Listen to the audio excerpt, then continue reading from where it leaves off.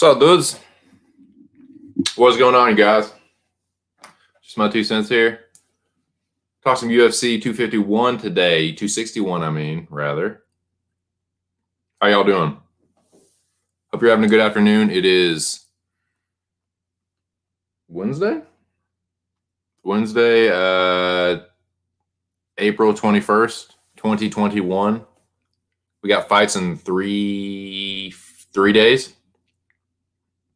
Yep. Thursday, Friday, Saturday. Yep, 3 days. And I'd like to talk about them. We can talk about the prelims. We can talk about the main card. I'm still taping the prelims. I did a little tape on the Aori. Is that how you pronounce it? Aori versus Molina fight. Taped that a little bit. I also did a little taping on another one that I can't remember. Oh, I taped a little bit of Liang Na Liang. Taped her a little bit. And that's where I'm at. I'm always in the building early. Howdy, pard. Howdy. Howdy. What's going on, man? What's going on, Mills? How are you, brother? How's everything on the West Coast? Mills says 1 championships in 2 hours. 2 hours. Word. Who is Mills? Who's fighting? I'm not privy to that. Yo, what's up, ear? Hey, I appreciate that, man. I appreciate it. Right near the beach, boy. Samson Simpson, I stick by my story. Oh yeah, man. Happy belated 420 to you, Brages. Yeah, I thought, and fucking Nick texted me. He's like, "Are you doing a 420 stream?" And I was like, "Man, probably should, right?" But nah, I spent the day right by the beach, boy. No, me and the old lady went to Ocean City yesterday. It's just a hop, skip, and a jump from where we are right now. So nice short little trip to the beach and chilled, and it was fun, man. It was fun. A little Irie poof. It was a good time. I hope y'all had a good 420. If you're a smoker, if not, I just hope you had a good day yesterday. But yeah, man, I appreciate that here. Yeah, we're getting settled, dude. We're getting settled. It's not too bad. It was a little rainy earlier, but yeah, man, we are getting settled in the Eastern Shore here. But I hope y'all are having a good day, man. Hope y'all are having a good day. Kickboxing. Oh shit, Holskin fighting today. That's what's up. Lineker. Oh, is Lineker doing kickboxing now? That's what's up. That's tight. What's up, Bismarck? Yeah. So Coach Heavy Hands, what's up, dude? What's going on, man? At Rear Naked MMA, let me know when you are on. Says Coach Heavy Hands, good to see you in the building. The General's in the building. Sup, dude? Hope y'all are well today, man. Let's talk some UFC 261, boys. Let's talk some 261. I know this old boy wants to. This old boy right here. Shit, man. But we can start wherever you want. I did a little taping of the prelims. Like I said, I was doing a little taping of Liang Na. I did a little taping of, I'm not even going to try and pronounce his first name, but Aori and Medina. I taped that a little bitty bit. I watched the Medina and Silva fight, the Dana White Contender Series fight. And yeah, I didn't do as much as I wanted to, but I'm starting to tape the early prelims. I've pretty much got my mind made up on who I'm picking for the main card, certainly for the championship fights. I've got my mind made up about that, so we can talk about the championship fights. I definitely, at some point, want to talk about Chris Weidman versus Uriah Hall. I haven't talked about that at all since this fight card got announced, and I'd like to, because that is one that I'm kind of not really decided on, and I just like to know what you guys think. I'm gonna go back and watch some Chris Weidman fights recently, as well as Uriah Hall fights. I just sort of kind of remember. I only watched his fight with Anderson once. I only watched Chris Weidman's fight with Amari Akhmedov once. So I want to go back and at least watch those I pretty much remember, and it's not really worth going back too far with Chris Weidman and Uriah Hall, because 5, 6, 7 years ago, you know, they're more in their prime. I mean, certainly for Weidman, you know, 2014, you know, that's 2014, 2015. That's when he's, you know, really doing his thing. So it's not really worth going back and deep taping it that much. I more want to go back and refresh myself on how they're kind of fighting now. And obviously, you know, it's going to be a little bit different of a style matchup. Like, Uriah Hall is a much different fighter from Amari Akhmedov, and Weidman is a different fighter than Anderson Silva for sure. So yeah, I'd like to know what you guys think about that fight. But yeah, we can really talk about whatever you want, UFC 261 related. I will open up the panel probably a little earlier than I did yesterday, and yeah, let's just talk about that shit. But yeah, hope y'all are doing good, man. Hope y'all are doing good. What's up, Noah? What's up, dude? The 4 early prelims are definitely pushing. I don't know what CN means. I'm not sure what that means. My pick for last higher power, Alex Ramirez. That's what he says. Only got one more fight to tape, says irregardless. That's tight. That's real tight. I have way more than that. I can tell you that. I can tell you that, Bobo. Oh shit. Okay, well, where should we start, boys? Where should we start? Y'all let me know. It don't matter to me. I can shit. We can talk prelims, main card. It don't matter. Just let me know what y'all are thinking about. What fights are interesting you the most? What fights you're you know, undecided on? Which ones you're bullish on? And we'll talk about it. We'll talk about it, man. Noah says China. Oh, okay. Oh, China. That's what that means. Gotcha. Okay. Yes, I noticed that. Mongolian fighters. This guy's what? Aori's what, the second? Let me pull that card up. Let me pull that fucking card up while I'm talking. While I'm just yakking here. But yeah, man.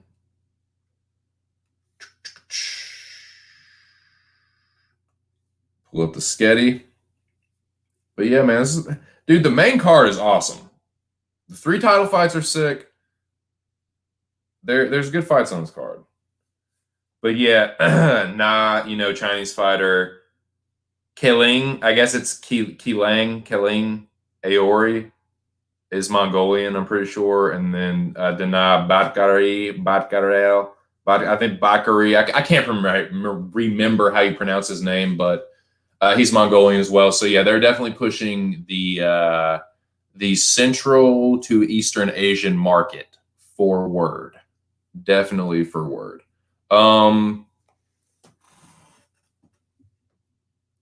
Irregardless says he's bullish on Sabatini. He's bullish on fucking Sabatini.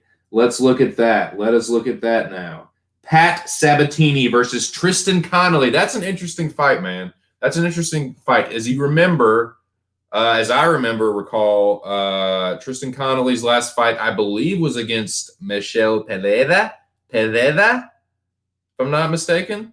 Right? Wasn't it him against Pereira? And Pereira went out there and pulled a fucking stunt, missed weight, went out there and, like, I don't know, man. That was a close fight. Connolly was probably a rightful winner. But, you know, that's Pereira missing weight. And he was a lot bigger than Connolly. So Connolly, it was impressive to see him gut that one out. It was a close fight, but yeah, I have not taped this one at all. But Ear says he's bullish on Sabatini. I do remember Sabatini fought not too long ago, right? If I'm not mistaken. I certainly am quite often. So just let me know. Sabatini, he fought pretty, yeah, dude. Yeah. No. Not who I thought.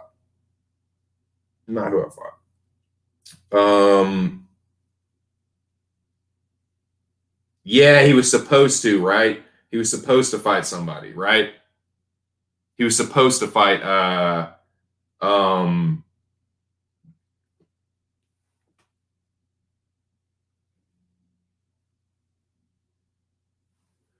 Wasn't he supposed to fight somebody not too long ago? Because I remember that name, and I was like, I remember taping him or something like that. Anyways, but yeah, he's facing Tristan Connolly. Now, Connolly is like a gritty fighter. He has good grappling. He's tough. He has pretty good stand up too. Kind of like a well-rounded, like tough fighter is how I would describe Connolly. I haven't like deep tape a whole lot of his shit. I just remember the fight with him and Pereira, and yeah, I'll have to tape Sabatini too. But let me know what you're thinking here. What are you thinking about this one? You say you're bullish on Sabatini. How do you think he gets it done? How do you think? What do you think he does here? What Noah says? Hall Weidman, Brown, Cowboy. Yeah, we can do that. Yes, sir. Yes, sir. We can talk about all that shit. But yeah, Sabatini. Let me just go ahead and so this will be his debut. This will be his proper debut.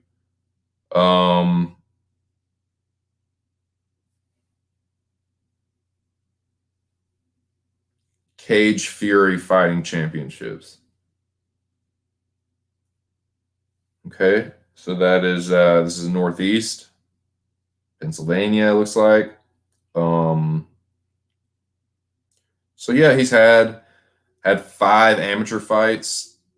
Has a win over Tony Gravely. Has a rear naked choke win over Tony Gravely.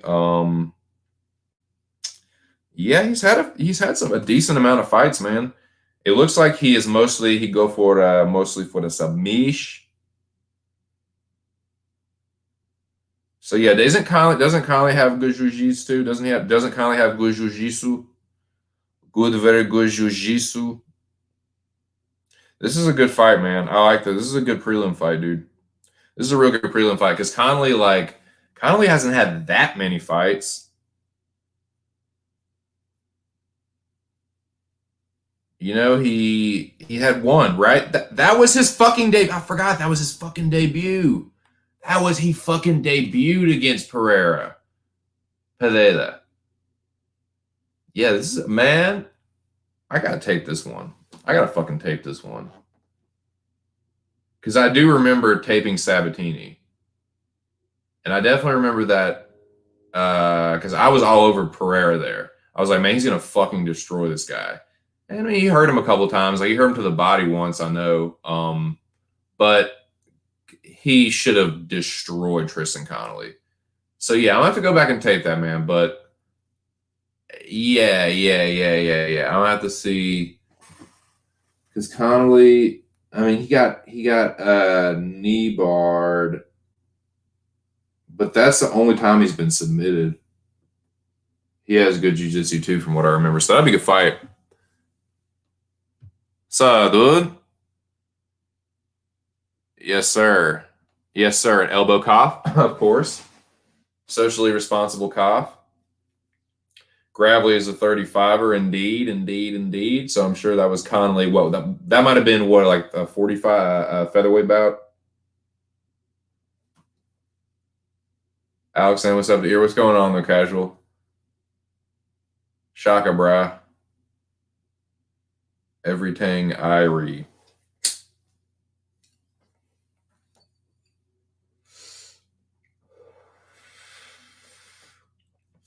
I tell you what, man. There is so much goddamn pollen. It's like, it almost looks like a light snow. You know when it like snows like real fine, like you can barely tell it's snowing, but it leaves like this little like wispy, like flurry shit. It's kind of like dusting on your car. Well, it's like that, except it's like yellow. It's like yellow from all the fucking oak pollen. It's disgusting, dude. There's so much fucking pollen outside. I only went outside for like a little bit. I went up to like bring some shit in from the car. And it's out of control. So Ear says, Pat Sabatini is a strong grappler, good fight IQ. He says, he very much thinks Pat by TKO, maybe round 2. Very much round 2, bro. That sneeze snow, yeah. It's fucking ridiculous, and it's getting worse, man. The pollen count is just going up. Like the professor wants you to keep your grades going up. I mean, it is. It just is. The pollen count is getting worse and worse and worse every year. And the oak pollen's starting to drop, and it's just fucking me up, dude. Nicky. So, dude, what's going on, man? We talking 261. Sir Elbows. Sir Nicholas Elbows. We were currently talking about little Pat Sabatini and Tristan Connolly. The Canadian Tristan Connolly and the American Pat Sabatini should be an interesting little grappling affair. So do you think ground and pound? Do you think GMP TKO, or do you think he just catches him on the feet? Oh, what's going on, man? Yes, Owen is Irish. Owen is broadcasting from the other side of the pond. So yeah, shout out to you, my Irish brother. Shout out to you, man. Going worldwide in the chat, boys. What worldwide? So that's an interesting fight, man. I'm really gonna have to tape that one. I haven't really looked at that one too much at all.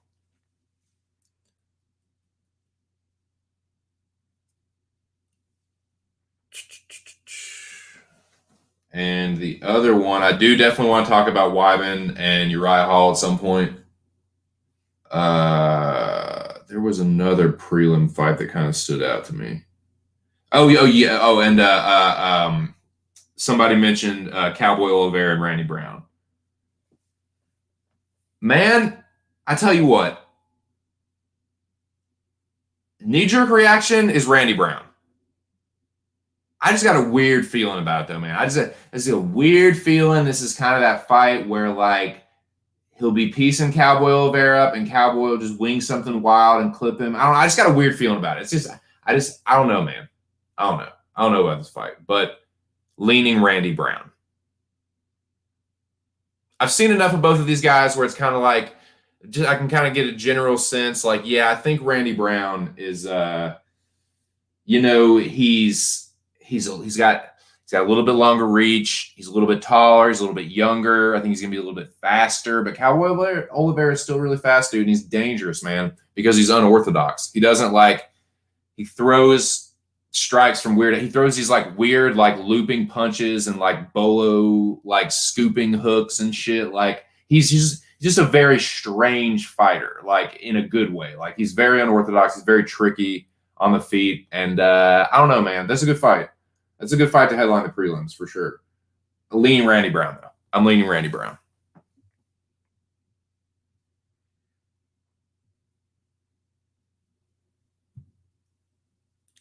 Ear says, I like his stand-up. He can hold his own on the ground.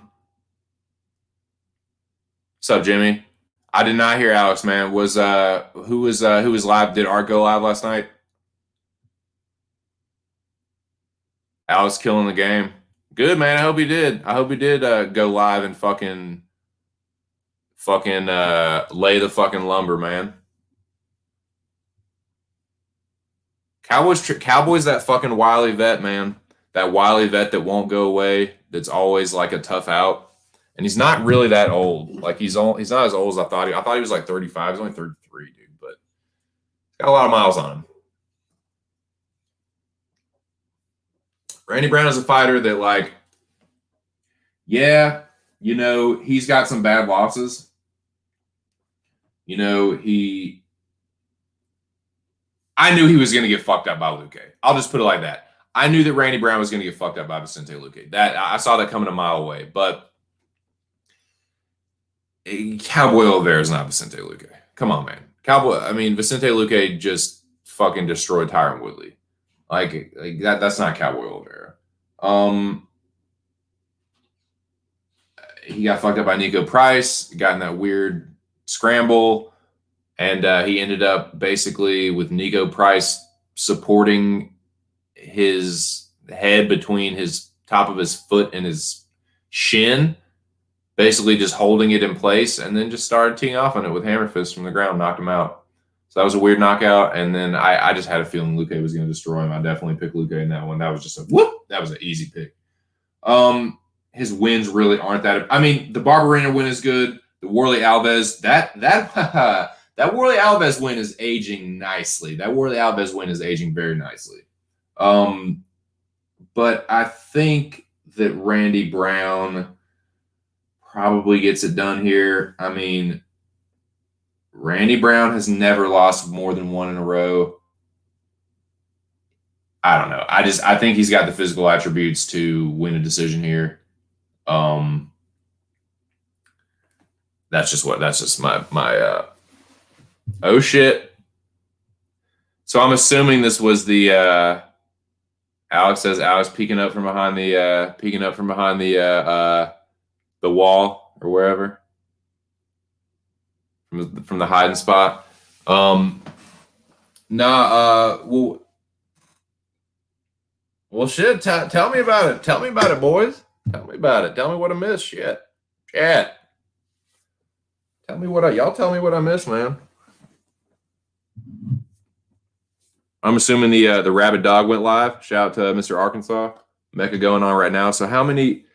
I've really been enjoying listening to everything, and I'm struggling to keep up with who all was left, who's getting eliminated. Like, I remember the last thing I remember was fucking Touch got the higher power and eliminated Brady, and then Justin Jr. got, or was that the week before that? I can't remember, man. I'm getting all this shit confused. Lenny Oliveira because of his durability and grappling. Yeah, Brown can definitely be taken down and controlled. That's for sure. I just think Brown's better on the feet. Like, his boxing is crisper. But Oliveira has power, man, and he's more unorthodox, you know. Randy Brown can get caught with weird shit. Randy Brown can definitely get caught with weird shit. But yeah, refresh my memory, man. Sorry, man. I mean no disrespect to anybody. I'm just trying to remember what happened this past week. I'm getting my weeks fucking mixed up, man. Trying to remember if there was another week in between this last one.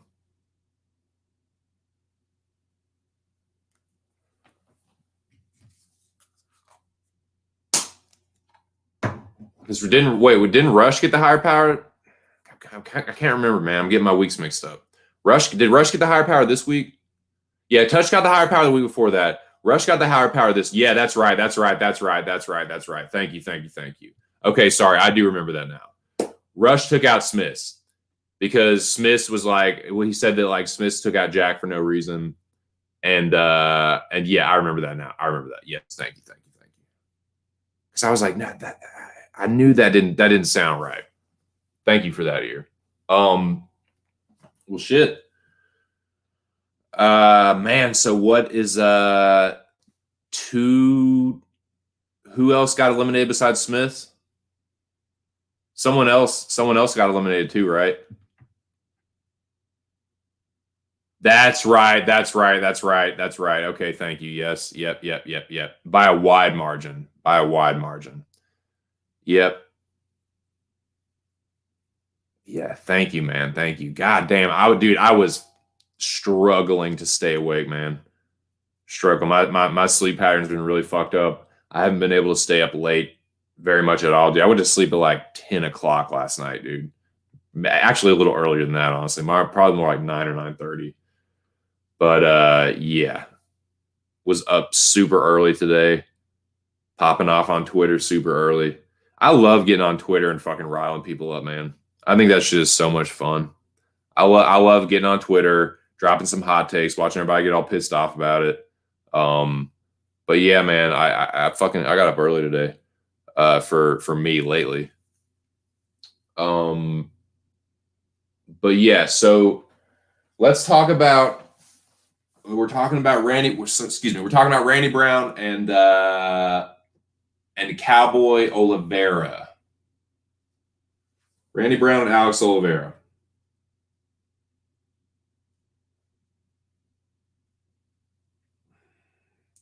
I'm looking at the guys that have beaten Randy Brown. I could see Cowboy Oliveira potentially clipping him. Although I don't think he has quite as much power as Nico Price, although he is kind of weird like Nico. He does kind of have weird frame, like weird alien frame. Like weird alien twiggy fuck frame. Like no, but he does kind of have that weird like alien body. Like so he has, but he doesn't quite have that like alien power like Nico Price. Nico Price is pretty heavy-handed, and he definitely doesn't have quite the skill of Vicente Luque. Like he's not gonna do to Randy Brown what Vicente Luque did. And it's been, that was August of last year. So he's had a good little bit of time off since then. It's been over 6 months. That's a good amount of time. I don't feel like he's going to be too compromised. He's been knocked out a couple times, but I think he should be okay. I think he should be okay in this one. I'm liking Randy Brown. But I don't know. I'm not super confident about it. Not feeling super confident about it. But yeah, so there's 5 people left. The Fab Five, man. The Fab Five left in season 3 of the Mecca. Coming down to it, boys. Who's it gonna be? Who's it gonna be this week? Should we go to the main card? Should we talk about the main card and really get into it? Or is before we move on, are there any more prelim fights anybody wants to chop it up on?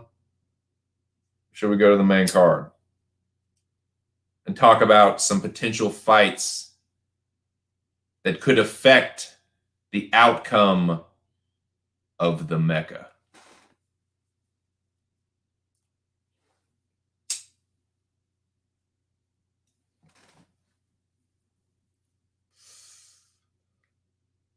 Shout out to the 6 people in the building.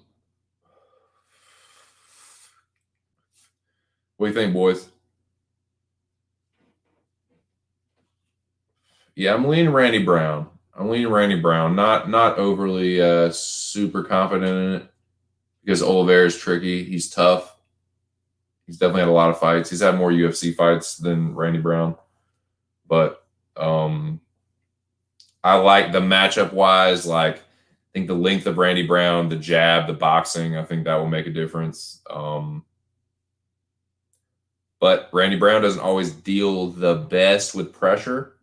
Doesn't always. So that could be interesting. That could definitely be interesting. But I'm leaning Randy Brown. I'm leaning towards Randy Brown.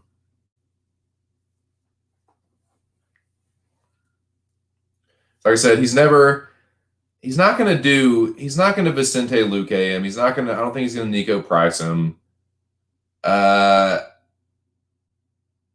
Randy Brown has good Brazilian Jiu-Jitsu, and he has a good striking. He doesn't have the best wins ever. But, Barberina isn't a bad win. Alves isn't a bad win. Mickey Gall, you can throw that one in the fucking... You can throw the Mickey Gall win in the fucking fireplace with Smalls' hat, with that fucking trout hat that fucking Scotty Smalls has. That's where that fucking win belongs. And then Brian Camozzi, and whatever. But he's never lost more than he's never lost 2 in a row. I don't see him, Cowboy Oliveira, being the one, really. Randy Brown's still 30 years old. Still, I think he'll be he'll beat Cowboy Oliveira to the punch. So I'm going to go with Randy Brown, 60-40. That's kind of where I'm at on that one.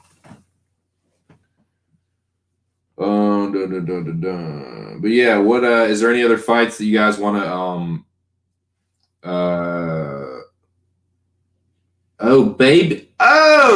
let's talk about, before we move on to the main card, let's talk about Baby K and Brendan Allen. What y'all think about Baby K, Brendan Allen? What you think about that one? Ear is liking the value on Cowboy Oliveira. Right on. From a betting perspective, right there. Sup, Sam? Sup, dude? says he got a 3-pick parlay this weekend with Michael Conlon, Kamaru Usman, and Shevchenko. I wish you the best of luck, brother. All the best. I hope you cash your fucking ass off. Yes, sir. Best of luck to everyone that has action. What I'm talking about right now, if you're new to the channel, if you're listening in and new, these are just my picks. I do these for fun. I'm not a gambler. If you are interested in getting gambling advice, I suggest you go to Pub Sports Radio Live. That is always the direction that I send people in if you're interested in getting good betting advice. Pub Sports Radio Live. They can give you really good handicapping and also really good live betting for the UFC events. So check them out, Pub Sports Radio Live.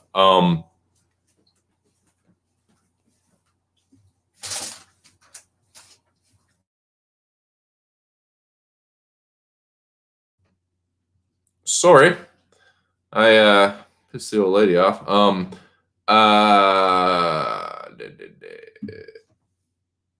Carl Roberson and Brendan Allen, Baby K. But yes, that's an interesting fight, man. So if you remember, I believe Carl Roberson's last outing was him getting mollywopped and choked by the Italian Psycho. That's the last time I remember Carl Roberson.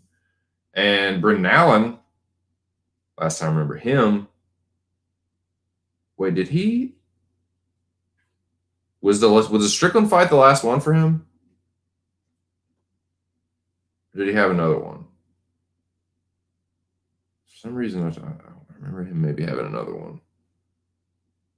Maybe not. If he didn't, the last one was that Strickland fight. And he basically walked forward and was like, hey, Sean Strickland, will you just keep punching me in the face? Don't stop. And then, yeah, eventually I'm just going to go down. God damn, this thing's being slow. Yeah, here we go. Yeah, that was it. The Strickland fight. So, man, Allen is like, he's so talented. He's really young still. So, Brendan Allen is someone that's going to be making improvements. But, yeah, he has a lot of talent. Very strong grappler. Really good jiu-jitsu. Good top pressure. He's not the best striker. He has decent power, I guess, but he has terrible defense. You know, literally, he just walked forward like a zombie and was basically just asking Sean Strickland to tee off on him. Like Sean Strickland was basically just getting Brendan Allen was like a fucking one of those heavy bags, just like on a line, just like swinging forward towards him, and Strickland just like rah, rah, rah, rah, rah, and then you know he knocks it back and then swings back rah, rah, rah, rah, rah, rah, and he just whooped his fucking ass and knocked him out. Yeah, I don't know. I don't know which. I mean, because Carl Roberson, he's not a very good fighter, but if he is anything, he's a striker.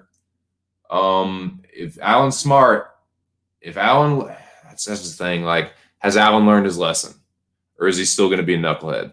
If he's going to be a knucklehead, Carl Roberson can very well just knock him the fuck out, just like Sean Strickland did. Carl Roberson used to kickbox, and he's not like the best fighter ever, but if there's one thing he does have, it's he has decent striking. It's not amazing, but he's capable of knocking Brendan Allen out. If Allen is not careful, if he tries to do what he did with Strickland, I mean, Carl Roberson is more than capable of doing that very same fucking thing. So I don't know, man. This is I don't know, man. I don't know. What do y'all think? What do y'all think about this fight? I think it's a tricky one. I think it's real. This could be, dude.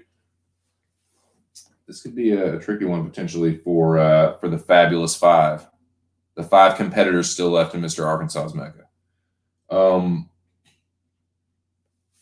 So Carl Roberson, aka Baby K. Now, Carl Roberson is 1, 2, 3, 4. He's 4-3 in the UFC. He won his Dana White Contender Series fight, knocking out Ryan Spann, Superman Spann, that just took care of Misha Serkinov. he submitted the dentist Darren Stewart. He gets submitted by Cesar Ferreira. I guess that can happen. A decision over Jack Marshman. Arm triangle by Glover. That can happen. I mean, you look at Glover now, like that loss is aging pretty nicely. Split over Wellington Turman. I mean, Wellington Turman, you know, that Andrew Sanchez knockout is just, God, that's looking bad. Like, I don't know, man.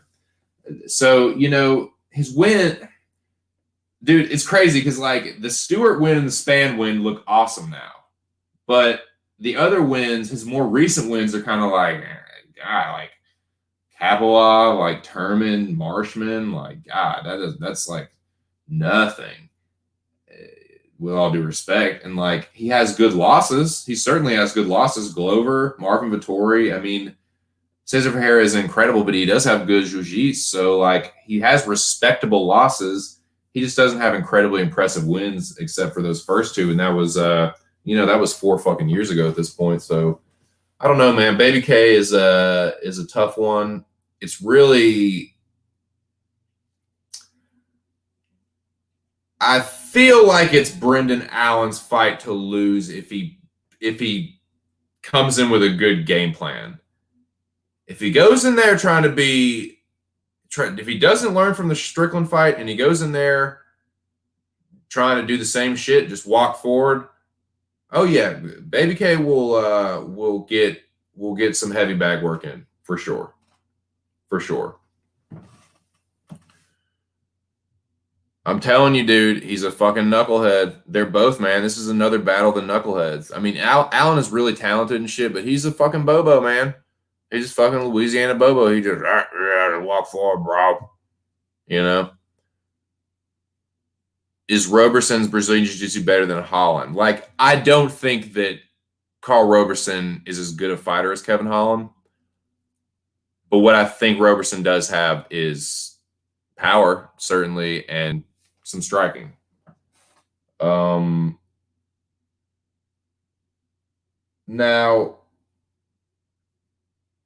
I don't know, man. This is a weird one. This is a really weird.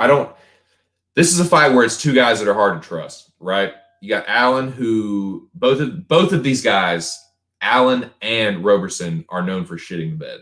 They're guys that have a lot of potential. They had impressive wins to kind of get them into the UFC and, you know, starting out, you know what I mean? Like knockout over Spann, you know, submission over Darren Stewart. You know, on the other side, you've got Brendan Allen, who comes in and gets the victory over Kevin Holland early. Like they have impressive victories early in their UFC stints, but then they're just kind of like wishy-washy. They're kind of like they're untrustworthy. They're two guys that are untrustworthy. So I really do feel like it's a striker versus grappler. I definitely feel like Roberson's a better striker. And I just definitely feel like Brendan Allen is the better grappler. So it's like, who do you trust more? I don't know. Like I said, I feel like it's kind of Allen's fight to lose, but if he does that dumbass just like walk forward, like dude, if you don't set this shit up, like look what Spann did. Spann just tried to push him against the fence, and Roberson was just like, nope, side elbow, side elbow, side elbow. Didn't he knock him out the same way that fucking what's his fuck did that Johnny Walker knocked him out? He just went for the takedown and he was just like, nope, elbow, elbow, elbow, like to the side of the head. Trust the grappler more usually, yeah. That's why I'm like leaning Allen, but it's like, God damn, I trust, dude. I thought he was gonna do that last time. I thought Brendan Allen was gonna do that last time. I thought he was just gonna like. I feel like Roberson's just almost just as dangerous as Strickland. I don't know, man. I don't know. I mean, Strickland's been looking good. I don't want to take away from Strickland because he is a good striker, but like, man, Roberson does have a striking background. Like he lost all his glory fights, but he was fighting good. He fought like Jerome LeBanner. But I don't fucking trust either of them, man. It's gonna be a tough pick. Kind of leaning Allen though. Kind of leaning Brendan Allen. Yeet. But that's a close one, dude. I know some people are I know a couple people are gonna take Carl Roberson. especially after that last fight. There's going to be some recency bias. But I mean, both of these guys got mollywhopped in their last two, both looking to bounce back. I think it's yeah, so it's neither of them are on really a skid, I would say.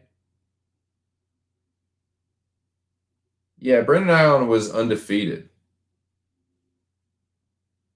Now, there were some red flags in the Kyle Dawkins fight, but I was just chalking that up to, oh, Dawkins is a pretty good striker. They have the Dawkins brothers have good boxing. Fucking fighting Dawkins, bro. But so I thought that it was just, very much good boxing. But Allen obviously has some defensive vulnerabilities that can be exploited, especially early by Roberson. So I don't even know. I don't even straight up know about that one, boys. I don't even straight up know about that one, boys. One guy always gets sub, and the other guy, yeah, exactly. Like it's either like Roberson's going to be a dummy and get subbed, or Allen's going to be a dummy and get knocked the fuck out. That's which one of these guys is the bigger dummy, basically. Like because if he's a dummy against the other guy has the tools to take advantage of it. Like whoa, like if Brendan Allen's just like like marches forward, Roberson will just be like bow and knock his ass out. But if Roberson is just like it just swings crazy and Allen just fucking ducks under one and hits a reactive blast, blast double, takes his ass down. Hey, he can sub his ass like that. So I feel like, I don't know, man. Yeah, Nikki's likes Carl Roberson. I don't know, man. Yeah, it's a coin flip, dude. This is kind of a coin flip, man. I'm leaning Brendan Allen, but it's just like, can I trust this, man? Can I trust this Louisiana fucking knucklehead, dude? Can I trust this knucklehead? This fucking Gulf Coast Bobo. I fucking took a chance on. I did the same thing this past weekend. Took a chance on another fucking Gulf Coast Bobo, Chase Sherman. A fucking low fight IQ Bobo. I mean, Allen's got good grappling, but he's a knucklehead, dude. He's a knucklehead. He literally didn't make any kind of adjustments in the Strickland fight. He just walked forward and just got popped. And that could absolutely happen with Carl Roberson. So don't hate it. Dogs are hard to find. Yeah. You guys, y'all know about that, man. That's y'all's world, man. That's y'all's world. I'm just an outside observer. And I like talking about it and I like hyping the shit up. And I like to try and make as educated as picks as I possibly can. I do put my picks up on Twitter. I do take accountability for them. I don't gamble, but I'll at least put my mouth where my mouth is. And if I'm wrong, I'm not going to hide from it. I'm not going to hide from shitty picks. I did terrible last week, but yeah, this is a tough one, man. I'm leaning, I'm leaning Brendan Allen, but I don't know, dude. He's an untrustworthy fucking Bobo. And Carl Roberson, he's not very fucking trustworthy either, man. He's a fucking knucklehead too. So I don't know, dude. I don't know. I guess I can pull the old drag click. There. Yeah, man. So that's a good one though, man. Those are some good prelim fights. 10 people in the building, boys. God damn, I love to see that.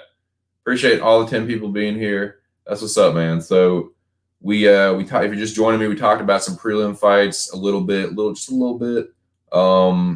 Talked a little bit about Randy Brown and Cowboy Oliveira. Talked a little bit about what was the other one we talked about?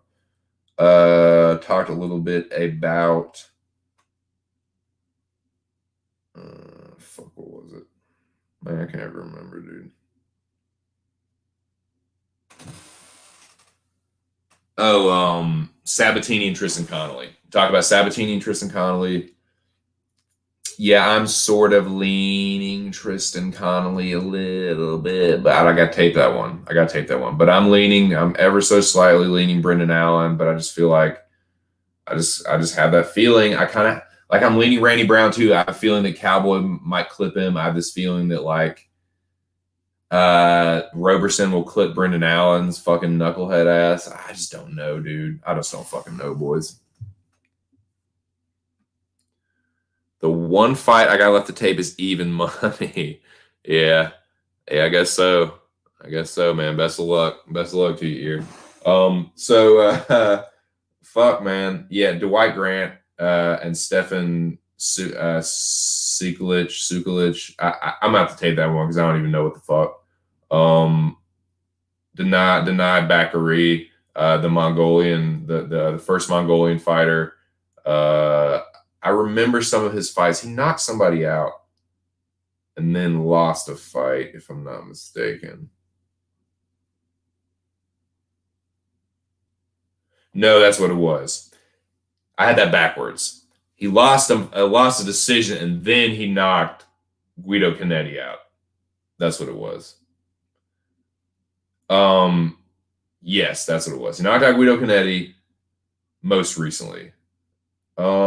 Yeah, so him versus Natividad, and I think Natividad, oh, that's what it was. Hey, do y'all remember what happened with that Natividad shit? Weren't they gonna try and appeal that because Miles Johns cuffed the inside of his glove? That was kind of like the Yoel Romero and Tim Kennedy fight. Y'all remember that when Tim Kennedy? Let's just go back. Let's go back a little bit. Let's do story time, boys. Let's do story time because I'm just curious about this and just why not?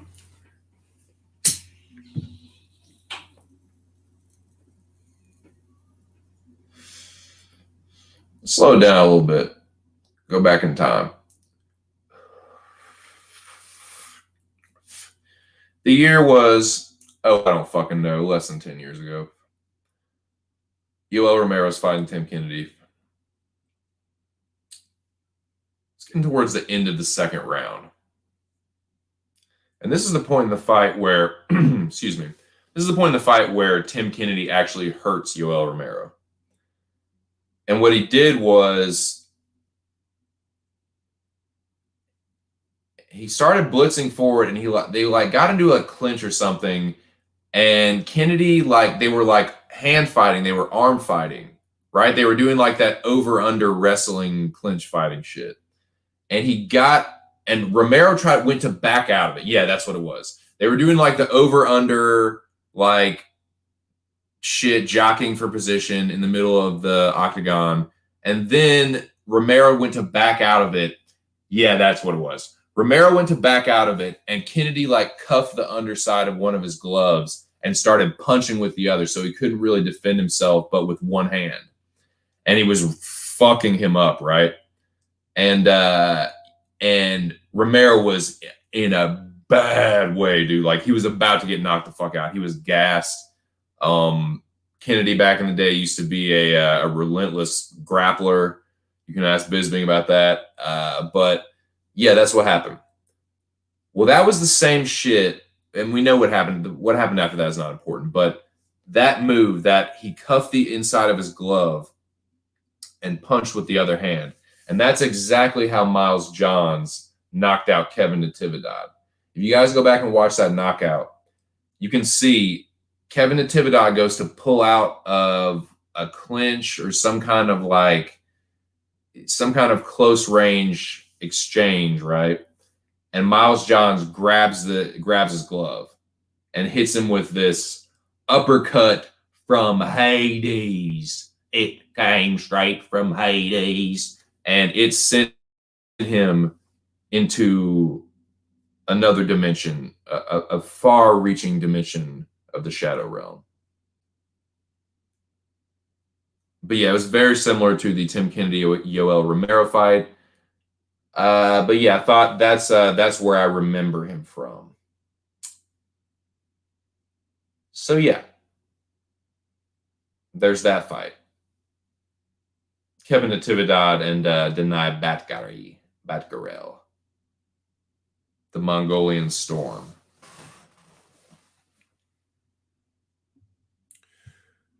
Ear says I'm only on 3 dogs. Pretty big on Vargas in the spot. Noah says that's a bold move. Well, Ear's a bold kind of guy. He's a bold Texan. Aren't you from Texas, Ear? Could be wrong about that. But yeah.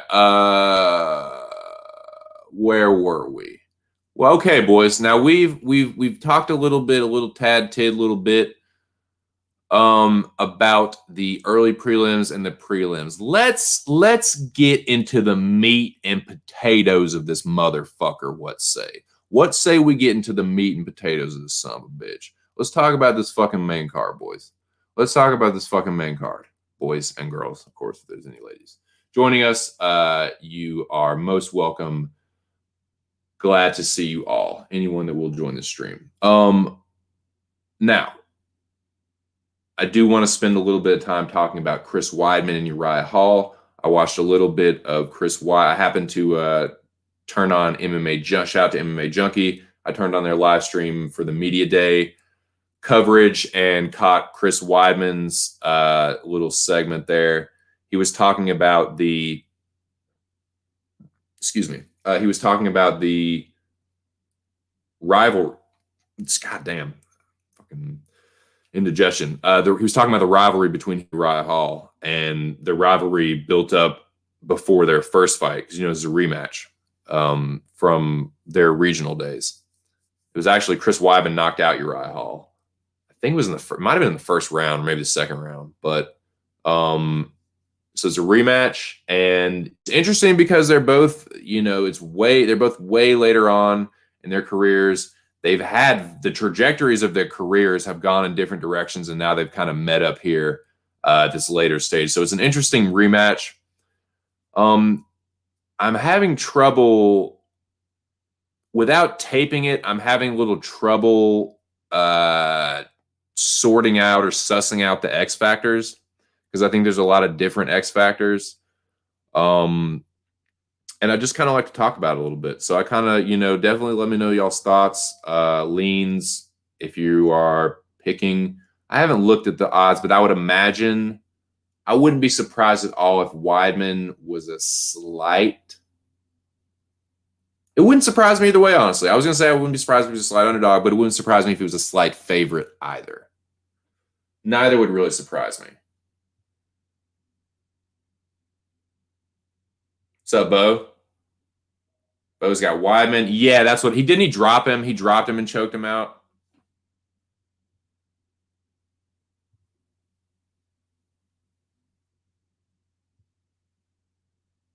Zoo is okay, but his submissions aren't really blowing me away. Yeah, man, it's tough. If Uriah Hall is another one of those guys, he's a fucking head case, man. The dude is really fucking talented, and he's still got some spring in his step and some pop in his punches, but he is a fucking head case, dude.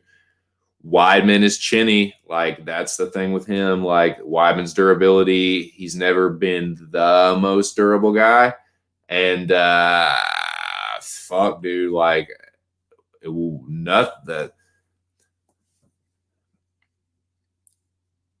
either guy getting knocked out wouldn't surprise me. If Uriah Hall knocks out Chris Weidman, that won't surprise me in the slightest, and vice versa. Uriah Hall can be a quitter. Chris Weidman is a little chinny. So where does that leave us? I think Weidman is a better grappler for sure. He's not a bad striker at all. It's just his defense has never been super great, and he just doesn't really take a shot that well. He doesn't really take a punch that well. But Uriah Hall is not an iron chin fellow either. He's been knocked out a couple. You crack Uriah Hall, and you start to really put it on Uriah Hall, he'll pack it in. He'll pack it in, man. So this is a tricky one. It's a tricky one, man. Like I said, what I'm going to do is I'm going to go back and watch the Amari Akhmedov fight from Weidman and then the Anderson Silva fight. Because I feel like I've seen enough. I don't really need to go back and watch. I might go back and watch Weidman Machida, but Machida is just a better fighter than Uriah Hall. So that's not really going to tell me too much. That was a good version of Machida, dude. That was Machida pretty close, starting to get out of his prime, but that's the Machida that beat Mousasi. That's Machida that went 5 hard rounds with Weidman. You know, arguably won the 4th and 5th round. Definitely won the 4th round. Probably won the 5th round. I mean, Weidman won that fight. He definitely won 3 rounds to 2. He did more damage overall. But Weidman has taken so much more damage, and that version of Machida is better than this version of Uriah Hall. So that is really not going to tell me too much. And Weidman, while Machida and Uriah Hall have karate backgrounds, Uriah Hall is Kyokushin based, and that is definitely more. They definitely have more kicks, and is just different. It's a different style than Shotokan. It's a descendant style, but it's different. So it's not. We can't really compare that too much. The point is, I'm only going to watch those 2 fights and then make up my mind, because I know enough about both of those guys. I know enough about Weidman. I know enough about Uriah Hall. Like, you take away their best wins and their worst losses, and they're more or less kind of sort of on the same level, kind of sort of. I would probably still put Weidman ahead, but his durability, man, that's it. You can put his record can still be better than, like, even a loss to Uriah Hall. Weidman still probably has a better record, but what does that fucking matter when we're talking about who's going to win or lose this fight? We're talking about this fight. We're not talking about who has a better record. We're not talking about who has a better resume. That is a factor, but that is not going to decide this fight, because Chris Weidman, this isn't the Chris Weidman that beat Anderson Silva. This isn't the Chris Weidman that went 5 rounds with Machida. This is Chris Weidman that got knocked out by Jacare. Chris Weidman that he just doesn't take a punch that well anymore, man. Uriah Hall still has that ability to land an explosive jumping back kick, an explosive flying knee. His hands haven't been looking too bad recently, and he's just a little bit younger and fresher. Not by much, but a little bit. So it's tricky, man. Like, Weidman has a lot more experience against a higher level overall, but dude, fuck, man, it's a tough one. Best jab in the UFC. Jimmy, are you trying to just fucking get my goat today, sir? No, he does have a good jab. He does not have the best jab in the UFC, sir. That's a good joke, though. One of the dogs I'm on, Hall, and I was when I first heard it, I was like, man, I like Uriah Hall there, dude. So I'm probably just gonna end up staying with that pick. Wow, but Hall's such a head case, man. He's so unreliable, man. Like, he's so like. Dude, if Weidman starts to bully him, man, he could fucking win this fight, dude. He could fucking take him down. If Weidman starts to wrestle him, if Weidman just fucking... it's a tough one. Irregardless, says Hall should be decent on DraftKings. Jimmy is on Hall, too. Hall can call for a title shot if he wins. If he can't wake up from this, he should... Yeah, like, okay. Let's be real here.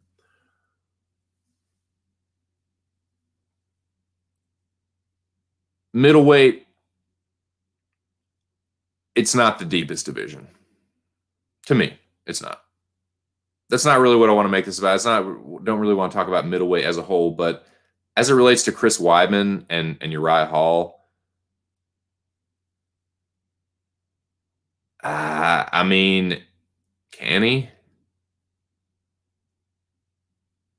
It's kind of a logjam at the front. Like, he would kind of be in line, but he would be up there, but he would kind of be in line behind.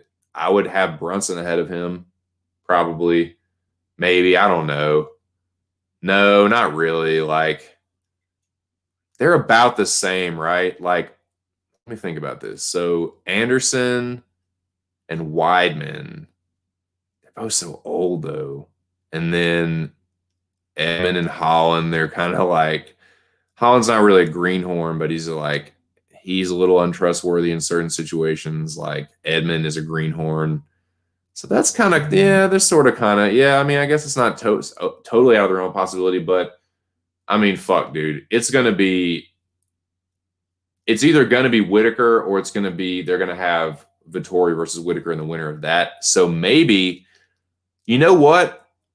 I would say the winner of this one fights Derek Brunson. I think that's a pretty good fucking fight. the winner of Uriah Hall and Chris Weidman fight Derek Brunson, because I know people are like, oh, Derek Brunson. So I heard somebody say Derek Brunson deserves a fucking title shot. No, he fucking doesn't.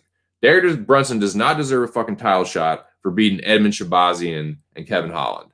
No way, Jose. A TKO over a greenhorn and a decision over Holland gets you a title shot? Come on, man. Come on, man. That's fucking shenanigans.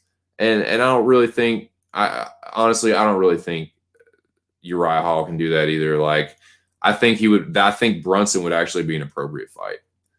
I think Brunson versus the winner of this fight would be a pretty good one, honestly. But that's just me. That's just my opinion. Certainly respect y'all's, man. So yeah. What has anybody heard from Strummer? I tried to tag him on Twitter and I couldn't find his shit. Did he take Twitter down or something? I don't know. But shout out to Rogue Strummer. He was in here the other day. Him and Nikki. It was a great stream. We had a little debate over boxing and MMA. Just kind of talking about some of the potential like crossover fights they could make and shit. But yeah, shout out to Rogue Strummer. But anyways, yeah. Yeah, I think title picture wise, it's going to be, man, like, I know some people would like be upset with this, but I don't even really, if it was me, I'm giving Whitaker the fucking rematch. Like, you can make the argument that Adesanya kind of ruined Kelvin, like kind of ruined his chin or whatever, ruined his whatever. But I mean, Whitaker beat his ass, but he didn't like sit him down, you know. Adesanya dropped him 3 fucking times. That was a really impressive performance from Whitaker, though. And it's like, honestly, dude, and I'm just being real here, and I'm not, dude, y'all know me. I am not a big old Robert Whitaker stan. I don't even know if I'd really say I'm a fan. I don't dislike Robert Whitaker. Let me make that clear. I don't dislike Robert Whitaker at all. He's a very likable guy. I can't really stand a really large portion of his stand boy army. They're just insufferable and obnoxious and make just a bevy of excuses for him. But as far as Robert Whitaker, the fighter himself, I don't mind Whitaker at all. I don't love him. You know, I don't fawn over him like a lot of people do, but I respect his fighting ability for sure. He feeds me crow all the time, so I have no choice but to respect the motherfucker. He makes me look stupid left, right, and center. So, I mean, I'm just going to I'm going to go to Jupiter and get more stupider if I don't fucking start, like, you know, acknowledging how fucking good he is. I mean, he's a former champion. He's gotten better, man. I thought, and that's what it was. I knew that Adesanya was going to beat him. I picked Adesanya to beat him. He did. He knocked him out. People were like, oh, man, Whitaker. No. I knew Adesanya was going to fuck him up. But I got hung up on that, man. I got hung up on that, and you can't do that. You have to take each one fight by fight. You have to acknowledge and take notice and take stock of how fighters are looking fight to fight, instead of just getting this idea. Like, I got this idea in my head, like, okay, Whitaker's chin, he's done. Seen him knocked out by Wonder Boy. Saw him get dropped by Corbin McGee. Saw him, you know, get dropped several times by Romero. And, you know, I have my feelings about Romero, but whatever, you know, and I was fading him. I just had this perma-fade on Whitaker and just burn me. Now it's gone. So now I'm not saying I'm like, oh, Whitaker's going to beat Adesanya, but I don't even know if Whitaker really needs to fight Vettori. Like, in all fairness, like, dude, Till,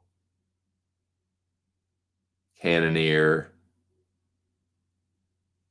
Gastelum, that's kind of better than pretty much Vittori's whole record, dude. Let's be real about it. Like, because the dude, yeah, he fought Adesanya, but he lost, so that's not a win. Like that streak is pretty much like eclipses Vittori's to me. But, you know, Whitaker fought him more recently and was not as competitive against Adesanya as Vettori was. So that's kind of the rub there, and why there's some kind of like supposedly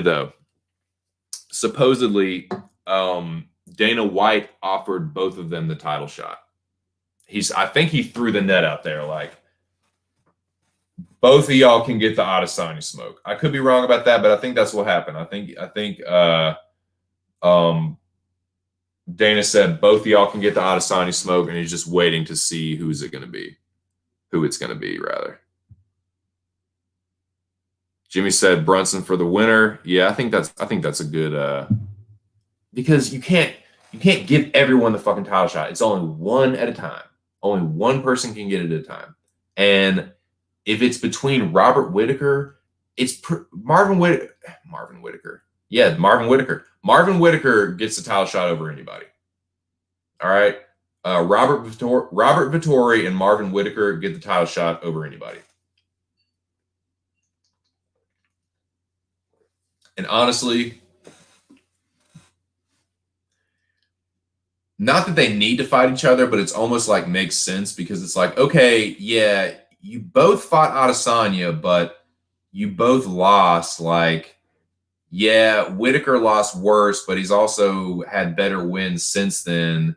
Since you beat Adesanya, you haven't beaten nearly the competition that Whittaker has. You got a decision over Jack Hermanson, like decision Vettori. I mean, yeah, you choked Roberson, but I don't know, man. Like Whittaker, I really think Whittaker deserves that fucking rematch, but that's not a bad fight. Whittaker versus Vettori is, I'm not like, what the fuck? Like, what the fuck?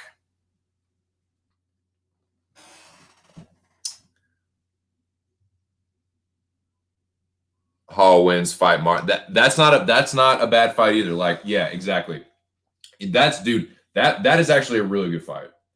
Hall or Brunson, or like, because I feel like Brunson and Hall are kind of like right there on the same level, sort of. Maybe Hall is like, let's look at Uriah Hall, because Hall has put together a decent streak. Like Hall beat Bavon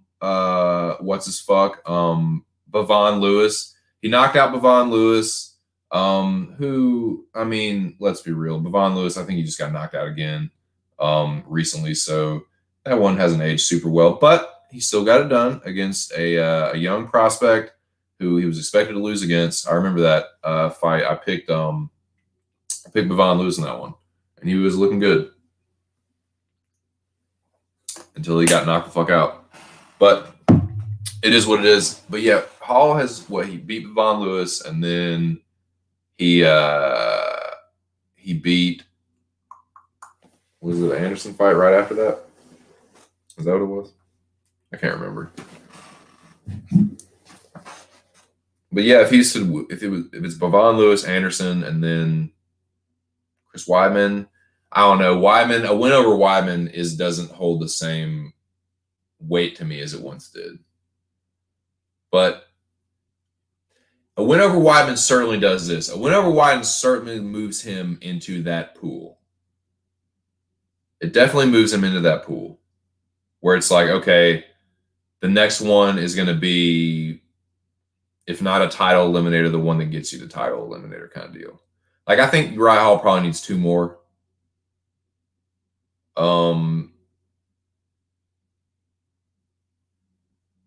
Oh, here's the other thing. See, middleweight is such a fucking mess. What about, let me just look at that right now. And I can look at Ranking MMA because they have secured their website. So big up and shout out to Ranking MMA. I think they have the best rankings. They're better than the fucking shit-ass, fuck-ass UFC website. The UFC, so UFC and ESPN have this huge deal. They make all this money, these $1 million handshakes. Dana White and the president of ESPN, whoever the fuck that is, I forget who that is, CEO, whatever, and the William Morris Endeavor CEOs, they're just all having this big circle jerk. And yeah, it's fucking great for them. Ha ha. The apps you put out are fucking shit. The ESPN app is fucking dog shit. The UFC website is such fucking garbage. It is such trash, dude. Like, Ranking MMA is such a better website than UFC. Fuck the UFC website and fuck the ESPN app. It is so bad. It's so buggy. Dude, it's terrible. It's terrible. Yeah, okay, here we go. Yeah, like they have a new layout too. Oh man, see they got a top 50. Okay, here we go. But I do want to filter this. UFC. Because see, they'll even do world rankings, which, encompasses Bellator, ONE, any other MMA organization. Hence the Ranking MMA. So here we go.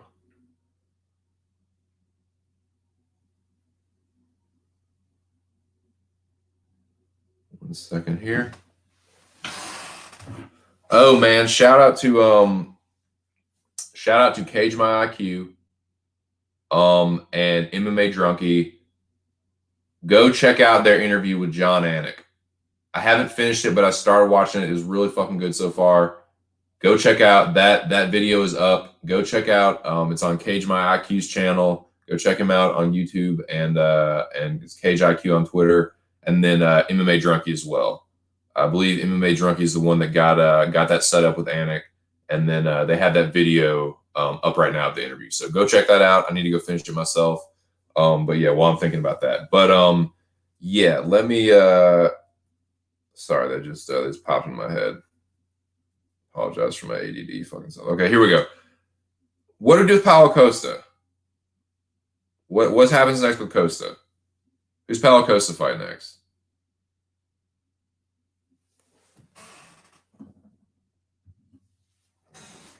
Because you could, I don't know, man. Or the winner of this fight Jared Cannonier. The winner of Weidman and Hall fight Jared Cannonier and get knocked the fuck out. No, it's fine. Also, Jack Hermanson. Who's Jack Hermanson fighting next? So these are just things to consider. I don't know what the answer is. Y'all know that it has nothing to do with the rankings. Who's going to fight who and who's appropriate to fight who has absolutely nothing to do with the rankings and everything to do with entertainment value. Remember that shit, because I've found that to be true over years watching UFC, and it's even become even more abundantly clear recently. It does not matter who deserves it. Just like Clint Eastwood said in Unforgiven, deserves got nothing to fucking do with it. I believe the line is deserves got nothing to do with it, is what he says to Little Bill, but it doesn't. It doesn't. You got to think about market expansion. So these fighters are from different countries. If it's a close decision, those things can come into play. I'm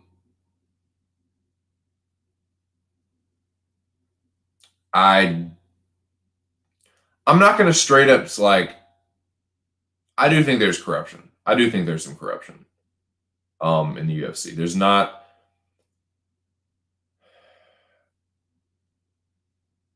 Those judges and refs and fighters, they don't really get paid that much.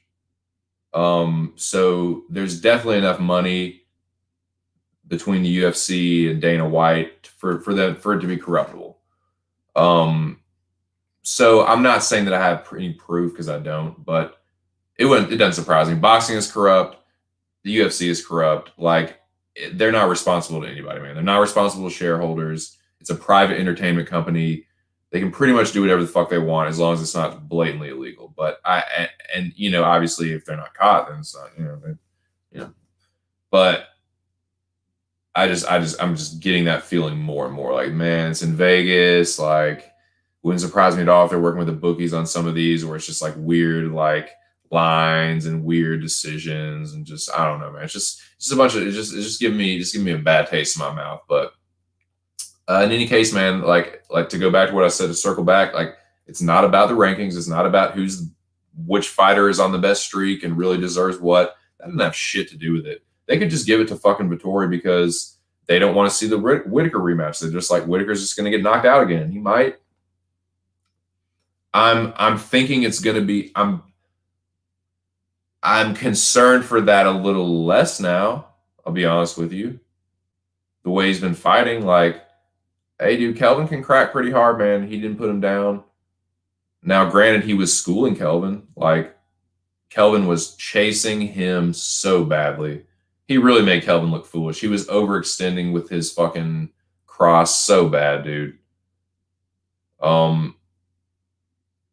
He was just chasing Whitaker the whole time. And basically, like, more or less, Kelvin fought Whitaker the way Whitaker fought Adesanya the first time. And if Whitaker fights differently, it could be a different fight.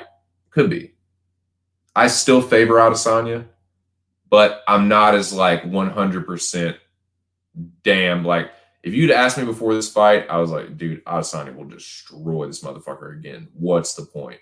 Now I'm like, Now I'm like, what is going to happen really? Like, I'm still favoring Adesanya, but I'm like, now I'm a little bit more interested. Now the rematch has a little bit more intrigue for me. Like, Whitaker's stock rose with that performance, and the intrigue for the rematch is higher than it's been since the first fight, if you ask me. That's the best way to put it. After that performance from Whitaker, which I feel was an incredible performance, I don't know if I quite call it masterclass. Like I said, I feel masterclass, you got to fucking drop him at least once. Like, if you're really beating his ass that bad, like, yeah, you're making him look stupid. You're outpointing him. You're cracking him good. Like, you weren't really like, there was never really a point where you were about to fucking knock Kelvin out. Adesanya definitely got there a couple times. Adesanya looked like he was about to fucking put gas on the way. It never really got there with the Whitaker fight, although he was never in any danger of losing it. He was never in really any serious danger. Kelvin lost every round clearly. It was a 50-45 at worst. A couple of those maybe could have been 10-8s, but maybe, probably not. But Kelvin didn't win a round. He didn't win a single fucking round. And it was a great performance from Whitaker. So, yeah, that performance made the potential of a rematch a lot more fucking interesting in my mind. I'll just say that.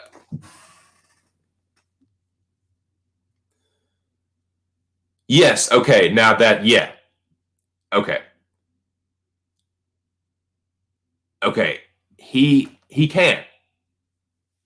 What that will do, he can at least start. He can at least start to throw his name in. You know what I mean? At least, like, because what that'll do, even if he doesn't get the title shot, there's a couple other guys that aren't going to get the title shot either. Brunson ain't going to get a title shot. One of them, Vettori, like I said, it's only going to be one at a time. It's either going to be Vettori or it's going to be Whitaker. And after that, it's either going to be Brunson and Paulo Costa. Who's Costa going to fight? Costa got to fight somebody. Paulo Costa ain't going to sit on the shelf forever. He ain't just going to wait around, and you can't give him a title shot because he just fucking lost. You can't just wait around until you get your rematch. You have to fucking fight something. Like, I can't stand that shit. Like, oh, I lost. I'm good. I have this fucking high ranking. I'm just going to wait around and let all the other contenders just, like, knock each other out, and I'll just wait until the smoke clears and I have this clear path, like, right back to Adesanya. That's bullshit. Like, Costa needs 2 more wins, at least. If Whitaker needs 3 more wins and then maybe even 1 more, your fucking ass needs at least 2. And I like Paulo Costa. I like Paulo Costa a lot more than some people do. And I believe in him a lot more than some people do. But still, dude, I don't give a fuck who you are. That's bullshit. Like, and like I said, it doesn't matter what I think. I can think that it's bullshit all fucking day. You think it doesn't matter what anybody fucking says. It doesn't matter what the fighters say. It doesn't matter what the media says. It doesn't matter what we say. Nothing. We are new media. Like, any other content creators like myself, we are, part of new media. Whether people want to admit that or not. It doesn't matter who fucking says that. If Dana White and WME don't want to do it, they ain't gonna fucking do it. Period. They can do whatever the fuck they please. Period, point blank. So, but it just, I do like to talk about it because it's going to be somebody, right? It's not going to be. That's the thing. They can do whatever they want, but they're also trying to do what's going to make them the most money. So, in a sense, they do kind of have to at least market towards things that they think are going to put butts in the seats. And we're coming back around to that point now where the audience is going to be back. It's just going to be, it's getting back to now it's money fights, money. Because now not only do you have pay-per-views, but you got the gate. It's not the gate it used to be, but you got a gate now. So that's going to change the landscape a little bit. Just things to consider when you're talking about the title picture. You know what I'm saying? Now the money fighters, okay, now we don't have to worry about wasting a pay-per-view. Now we're going to get the pay-per-view points and the fucking gate and all the concessions and all that bullshit. Which I feel. So, dude. Hurricane. Oh, dude, I like those fucking evil eyes. I like those evil dead eyes, bro. Are you possessed right now, King? What kind of demon are you possessed by, bro? Does the demon smoke weed? That'd be tight. Oh, sorry, catching up here. The general's taking notes, taking about 4 or 5 notes. Kelvin has never been slept. Kelvin has never been knocked out. No, sir. Kelvin is a knucklehead. No, sirree. Costa and Cannonier. I'm not mad at that, bro. I am. That is a good idea, bro. That's a boss move. As DeMamp would say, that is a boss move, sir. Hey, that's not bad either. I'm not mad at that either, bro. I'm not mad at that either, Evil Dead, bro.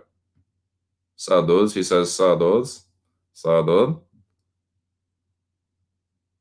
Yeah, I like that. I like that possession, though, dude. I like that fucking demonic possession eyes, man. That's pretty crazy. That's pretty nar. Possessed by Zachronic. Tight, dude. Man, me too. Me too. That has had a hold on me for a while, dude. That has had a hold on me for a good while. I like that.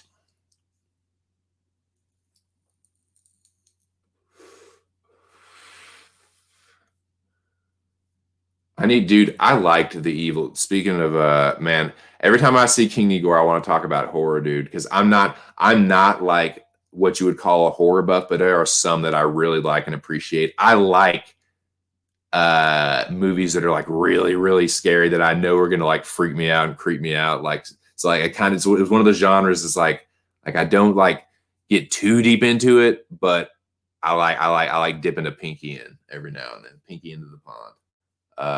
So yeah, it always, whenever I see King Igor, it always makes me think about horror. But those eyes remind me of the Evil Dead eyes like a motherfucker. And I actually, dude, I liked the Evil Dead remake. I thought it was really good in a good like tongue-in-cheek spirit of that franchise. Because I've definitely seen the first one more than any of the others. I know Evil Dead 2 is supposed to be like really fucking good, and some people say that's the best. I've only seen Evil Dead 2 like once though, and I was really fucking drunk. I don't remember it at all. I've seen Army of Darkness a few times like on TV. And then I did not see the latest one installment, but I haven't seen Ash versus Evil Dead either, but I like the first one. Nice, dude. That's what's up. Fuck yeah. Well, hey man, check out subscribe to King Need Gore. I believe that's the name of his channel now. Is that the? I know you had to make some kind of changes. Is that the name of your current channel? Just want to try and send people your way if I can.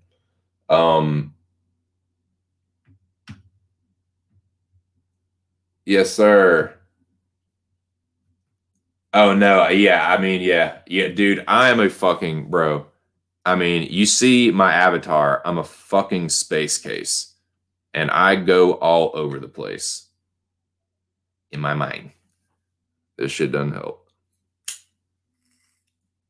Doesn't hurt either, though. Okay, so we talked about Uriah Hall and I want to see Possessor, though. I do want to see that. That reminds me, though. That fucking reminds me. I want to see Possessor. Because Cronenberg, dude, some of that body horror, man, some of that body horror shit, like, disturbs me, dude. It disturbs Abraj. Like, everyone shits on the remake of The Thing, but there's, like, some disturbing parts in the remake of The Thing, dude. It's definitely, because everyone's like, oh, dude, it's nothing compared to the first one. Yeah, no shit. No shit. What compares to the original Thing, dude? What fucking who? What? That was 1981, and it still slaps, dude. 1981, Bobo special effects, and it still slaps. So yeah, it can't touch the original, but I didn't hate it as much because it's like a prequel. But there were some disturbing parts in that. But yeah, the body horror shit is what gets the body horror and like a good possession one. Yes, indeed. Yes, indeed. Yeah. Tight. Good juice. Okay, let's bring it back around again. We're coming back around again. This is for the people who love those songs. Coming back around again. Let's talk about Anthony Smith and Jimmy the Brute Crute, shall we? 9 people in the building. Shout out to y'all.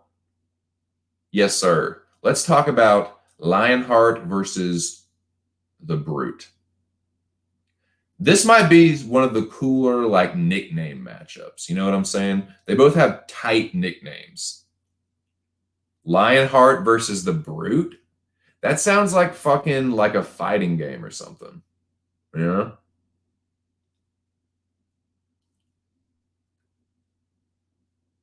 Yeah, dude. Yeah. Hey, it's a good test for Jimmy Crute. It's like this. If you are who you say you are, a superstar, then have no fear. Your spot is here. Your spot is here. If you are who you say you are, a superstar, then have no fear. Your spot is here. This is Jimmy Crute's spot to really prove, to really put that Misha Serkinov loss behind him. That's one of those, like, this is his, like, this will be cathartic for him, man. This will be like him, shout out to King Igor. This will like him be exercising that demon, man. Exercising that Misha Serkinov demon, like Magomed Ankalaev exercised the Paul Craig demon. If he goes out there and smokes Lionheart, he will be exercising that Misha Serkinov demon. I really believe that. So this is a real good test for Jimmy Crute. This is okay. We know you can beat these jabronis. We know where your floor is, right? We don't know. This is how I look at it. Shout out to the 10 people in the building. We know, or at least I feel like I have a better idea of where his floor is. Like, I know the kind of competition that I know he can beat a certain level of competition. If you're not a top 25 fighter, you have zero fucking chance against Jimmy Crute. If you're not, like, really a top 20, top 15, Jimmy Crute will beat the living shit out of you and either sub you or just straight up knock you the fuck out. Like, Bukauskas was a decent prospect, and Jimmy Crute beat the Christ out of him, dude. Fucked him up bad.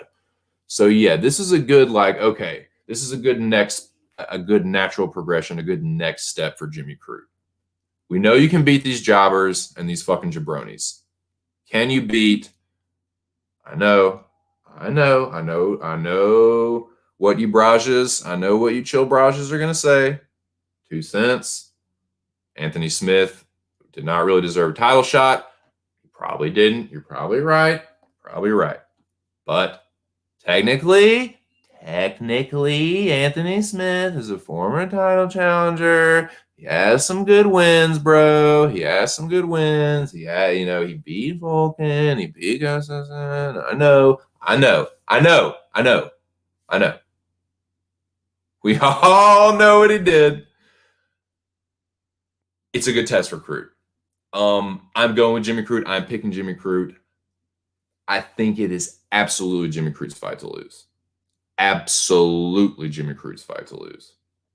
If you are who you say you are, you should not demolish Lionheart, but you should win this fight. This is your step-up opportunity. This is the chance to go from what do we think this guy can be to, okay, this guy's for real, because you have to. That's a division now that is quickly right before our eyes. Right before our eyes, 205 is turning into the Shark Tank. It's like all the fucking sharks, dude. All the tiger sharks, all the fucking Pacific Rim sharks, all the dangerous, all the bull sharks, all the great whites, all the megalodons. They're just starting to fucking, that water's just getting real dark. The storm clouds are gathering. The water's getting really dark, boys, and there ain't nothing but sharks in there. Nothing. So you have to do something to separate yourself from the pack. What are you doing? And this is an opportunity for a statement win to say, okay, now not only do we have obviously the top, you've got Jan, you've got Rakic, you've got Jiri's up there, you have Glover. Obviously, Glover's fighting for the title next. We can talk about that a little bit if you want to. Some upcoming fights, we can definitely talk about that. Shout out to the 10 people in the building. That's real tight. But yeah, 205. Let's look at 205 real quick. Now that we have this opportunity, this is a real. It's a tasty matchup, boys. It's a real dank ass, tasty ass, nuggety ass, fucking trichrome, fucking shimmery, fucking ass, dank ass fight. This is a dank ass division, dude. It's always been my favorite division. Always been my favorite division. And I'm glad this is becoming tight again. I'm glad it's becoming fucking pimp tight again. It's a good one, dude. It's a good one. He's a tough old bastard, ain't he? He's a tough old son of a bitch. And he has an umbrella tat, dude. Hey, he has an umbrella tat, bro. The first Resident Evil movie is dope. I still like the first Resident Evil. And one of my favorite parts is that fucking that booby trap, dude. That laser booby trap thing. That thing is nectarish, man. Even I went back and watched that a while ago. Not really recently, but months and months ago. Then that part is still fucking tight, man. But I always think of that when I see his fucking tattoo. I see that fucking umbrella tattoo, and it's like it's fucking dope, man. Like he's like a fucking, like I always think he's just like this mutant, like nemesis motherfucker when I see that. Like, yeah, he was made by Umbrella in a laboratory. But yeah, Jimmy Crute, man, he's right there, and this is throwing his name. So let me pull up these. Let me pull up the rankings. I have Ranking MMA right in front of me, so I don't know why I'm acting like I need to fucking. Sorry. Here we go. Slow it down a little bit, 2 cents. Slow it down a little bit. You need to pace yourself, motherfucker. Got my caffeine. I had a headache. And I don't really drink coffee, so took a little Excedrin. I like it because it's a little bit of caffeine. If I have a headache, it deals with the headache. That's what I get a lot. I get tension headaches, and it helps me with my sinuses also too. So yeah, I don't like to, it's only really, it works for both. You know what I'm saying? I don't drink coffee. Can't drink coffee, man, but it helps. So let's look at these rankings.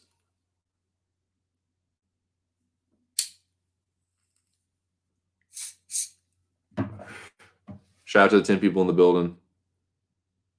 Up. Shout out to Moyes. Shout out to the Draw King. You hear that? Hear that? Moyes is your if you're in the building, brother, are your draw senses tingling? Draw senses tingling. Can see a Noah says I can see a draw, no joke. Crute wins 1 and 2, and Smith 10-8s him in the third, or Crute 10-8 first and Smith in the second or third. Gore says shit. That Clay Davis shit. If it's a draw, I would not be mad.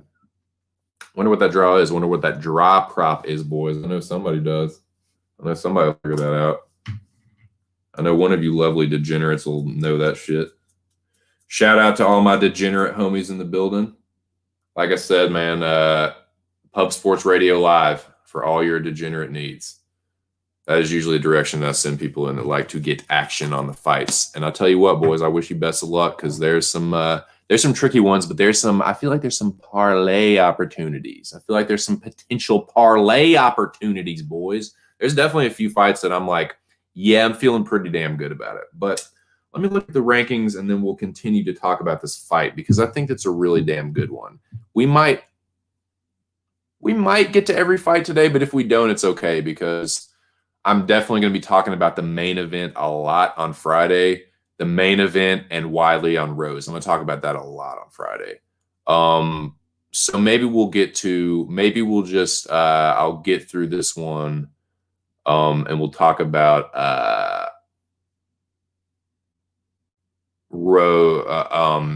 Valentina Shevchenko and Jessica Andrade. Maybe we'll end it on that one.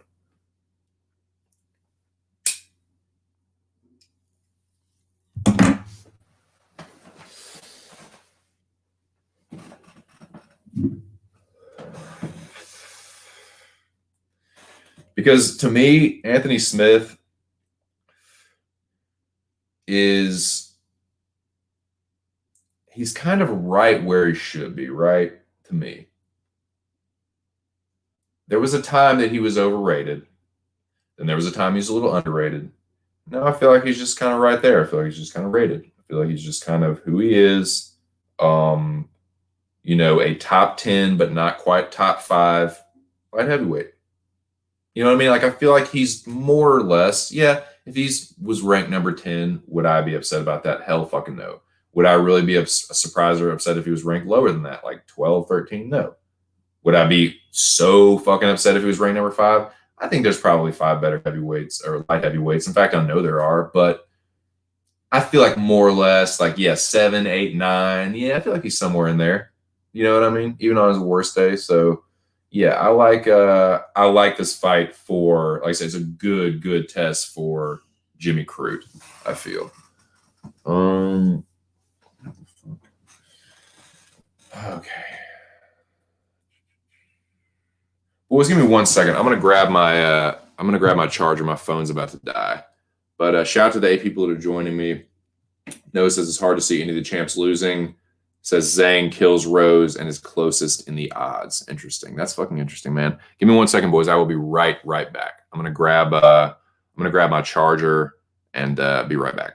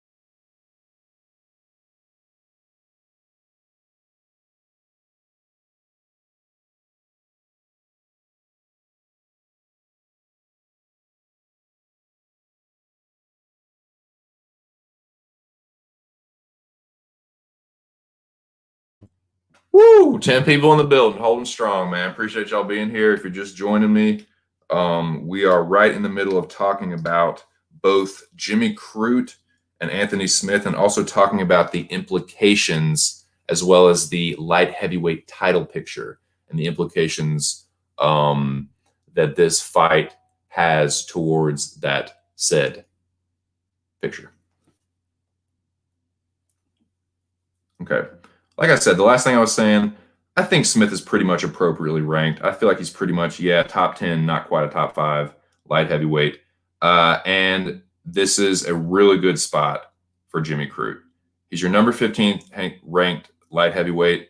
So let's just briefly go over this this top 15. And yeah, like you got Serkinov, Ryan Spann.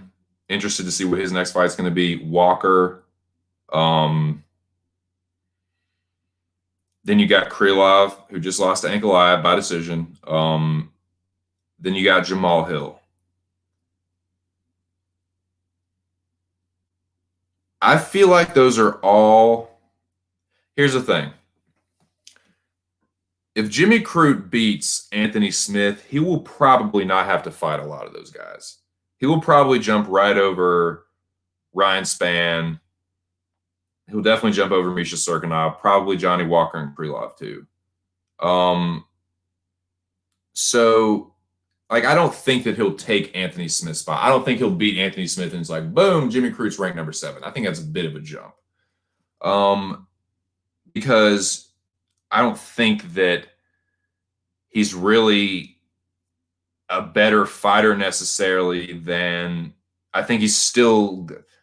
It will put him right in that spot. It'll put him right like 8, 9, 10, somewhere right in there. But it's a really, really good spot for Jimmy Crute to move into that top 10, to say, hey, I deserve to be up here among the Ankalaevs, the Ozdemirs. And then, honestly, hey, Jamal Hill is putting himself in that spot too. Ovince St. Preux is a tough dude. He has not been knocked out that many times. Damn, fucking half the audience left. I think that one or something might have started though. So yeah, with a win here, dude, you, like I said, I don't think he'll take Smith's spot, but dude, he will be he'll be probably in that top 10. This probably gets him a top 10 ranking. If not, number 11. You know what I mean? Maybe a good fight for him after this is Jamal Hill or Krylov. I feel like Ankalaev.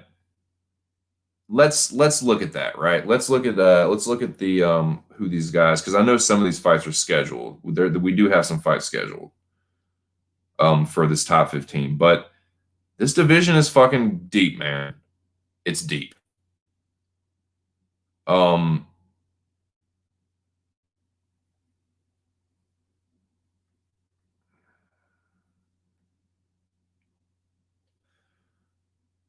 It'll be trickier for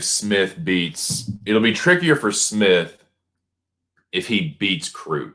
You know what I mean?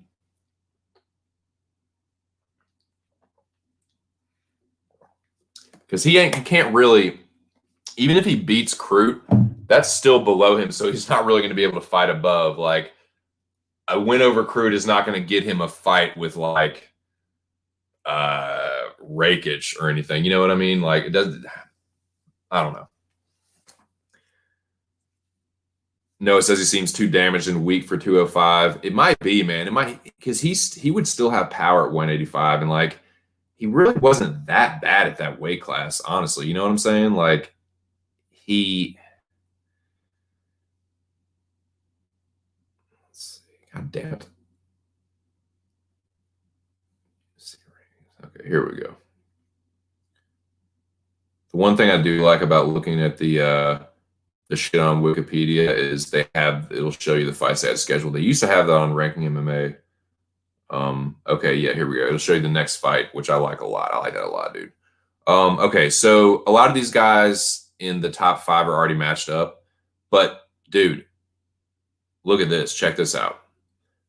So Paul Craig is fighting Jamal Hill, right? That's your number 14 and 15. That's what this says. And these are probably the actual UFC rankings. But like I said, they don't really matter. Rankings don't really matter. But Hill and Craig are matched up, right? So that's out of the picture.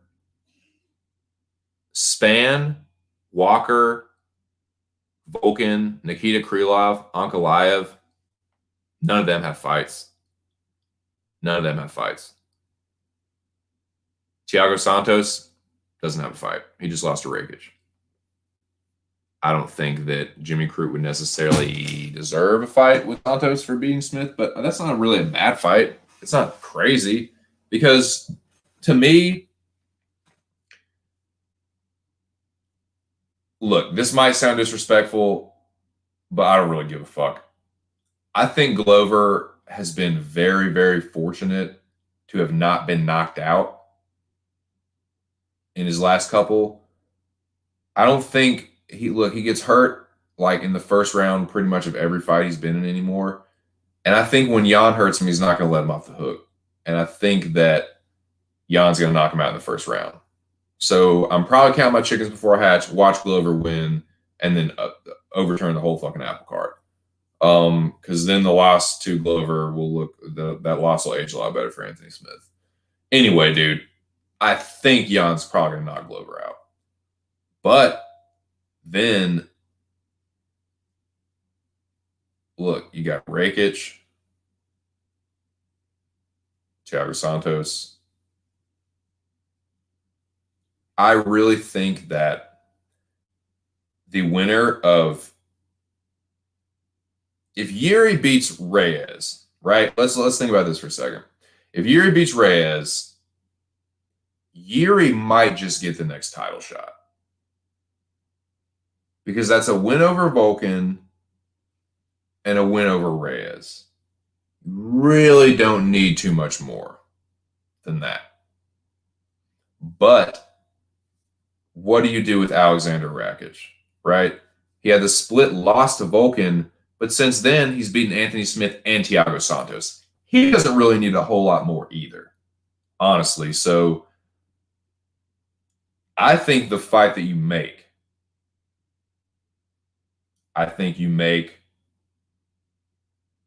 the winner of Yuri and Reyes, if it's Yuri, okay, because Reyes, they already fought, him and Rakic already fought, right?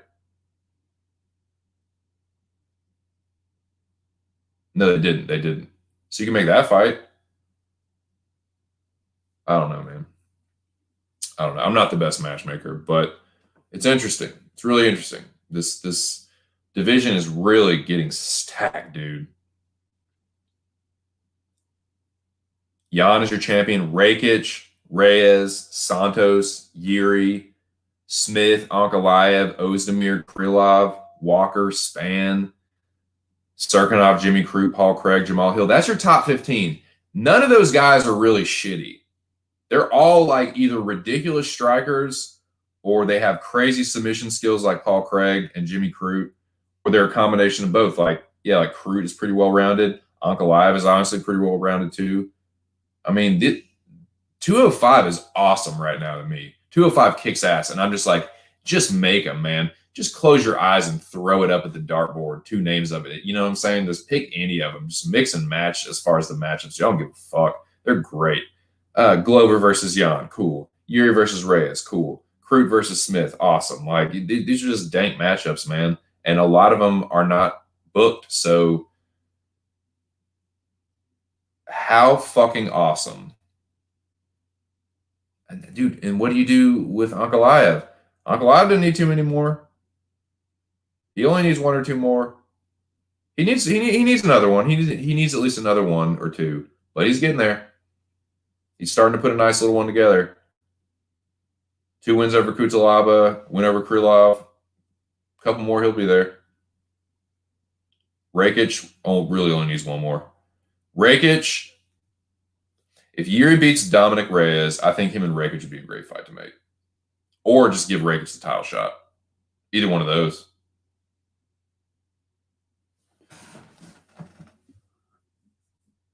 Okay, now let's remember me, Zhang Weili. Yep.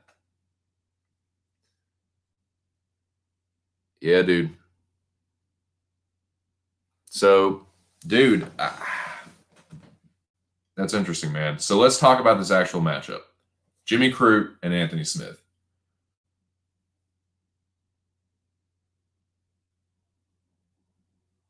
Smith does have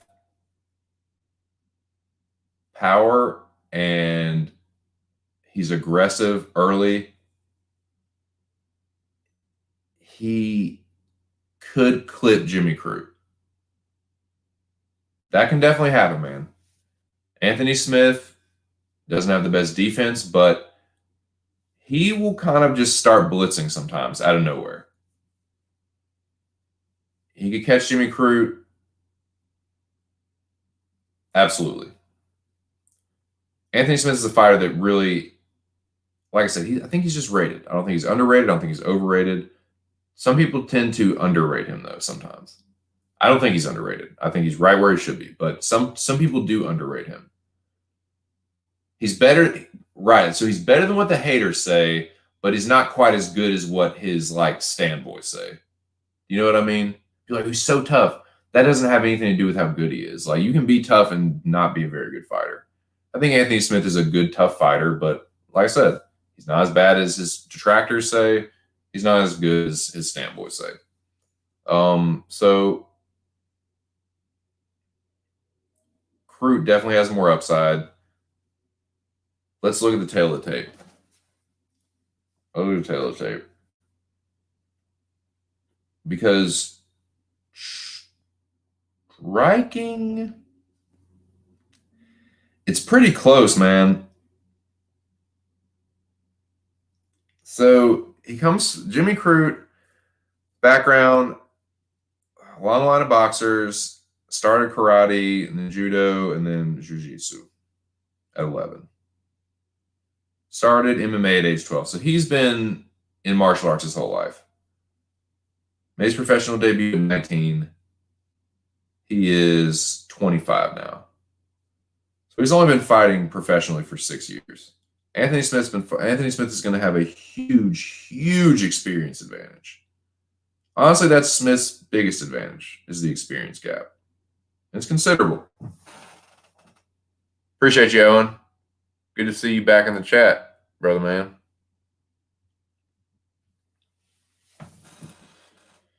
Yeah.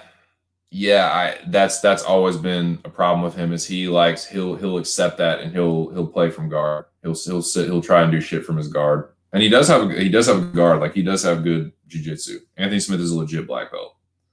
Crute's jiu-jitsu is legit too though. So it's gonna be interesting. Scrambles, the grappling is gonna be real interesting, particularly if it goes to the ground.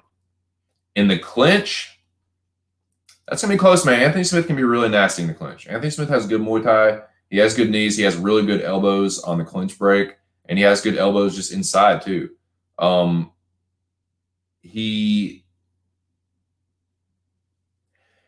kind of weaponize an elbow. He'll kind of throw like an overhand elbow, too. Like he's got a good, like kind of like Nate Marquardt when he knocked out Tyron Woodley. He'll kind of throw an elbow like that, too. Like throw it like a punch, but then turn the elbow, like bend his arm and then turn it over right at the elbow. You know what I'm saying? So it's like a shortened overhand right that hits with obviously the elbow. So he's got one of those. He kind of throws like a Nate Marquardt like elbow like that, and he's got good Muay Thai. So the clinch, that'll be interesting. Jimmy Crute's got a lot of power. Jimmy Crute has really good sharp striking himself. He's kind of got a good like hybrid between you can see the kind of boxing, karate, Muay Thai kind of. He's a good striker, man. He's a really good striker. He's really sharp counter striker. Like I said, the experience is with Smith. Jimmy Crute is unquestionably the fresher fighter. Noah mentioned something about the damage that Smith has taken. Dude, he has had the living shit beaten out of him over the course of his career. He's what, like 32? And it feels like he's 35, 36. He looks like 35. He looks my age, dude. For real.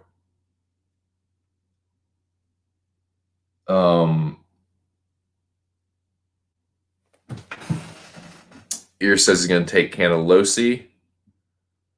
I am thinking about Carnelossi too.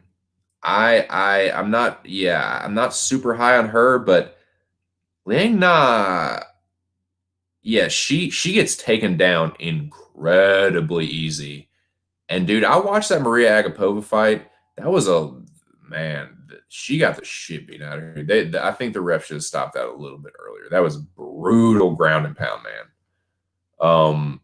But yeah, I'm leaning towards Carnelossi there because I haven't been super impressed with the tape study from Na. It looks like she just like sells out for the armbar. I trust Carnelossi to just knock her out when she's trying to do that.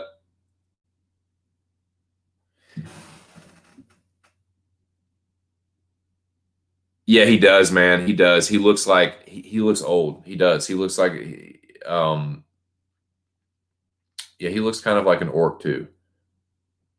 Josh Emmett kind of has a shout out to my dude Jack Attack. He's orc bane, but Crute kind of has that Smith kind of has that look too. Like the white orc from The Hobbit. But I don't know, dude. I could see now the cardio. Let's talk about the cardio.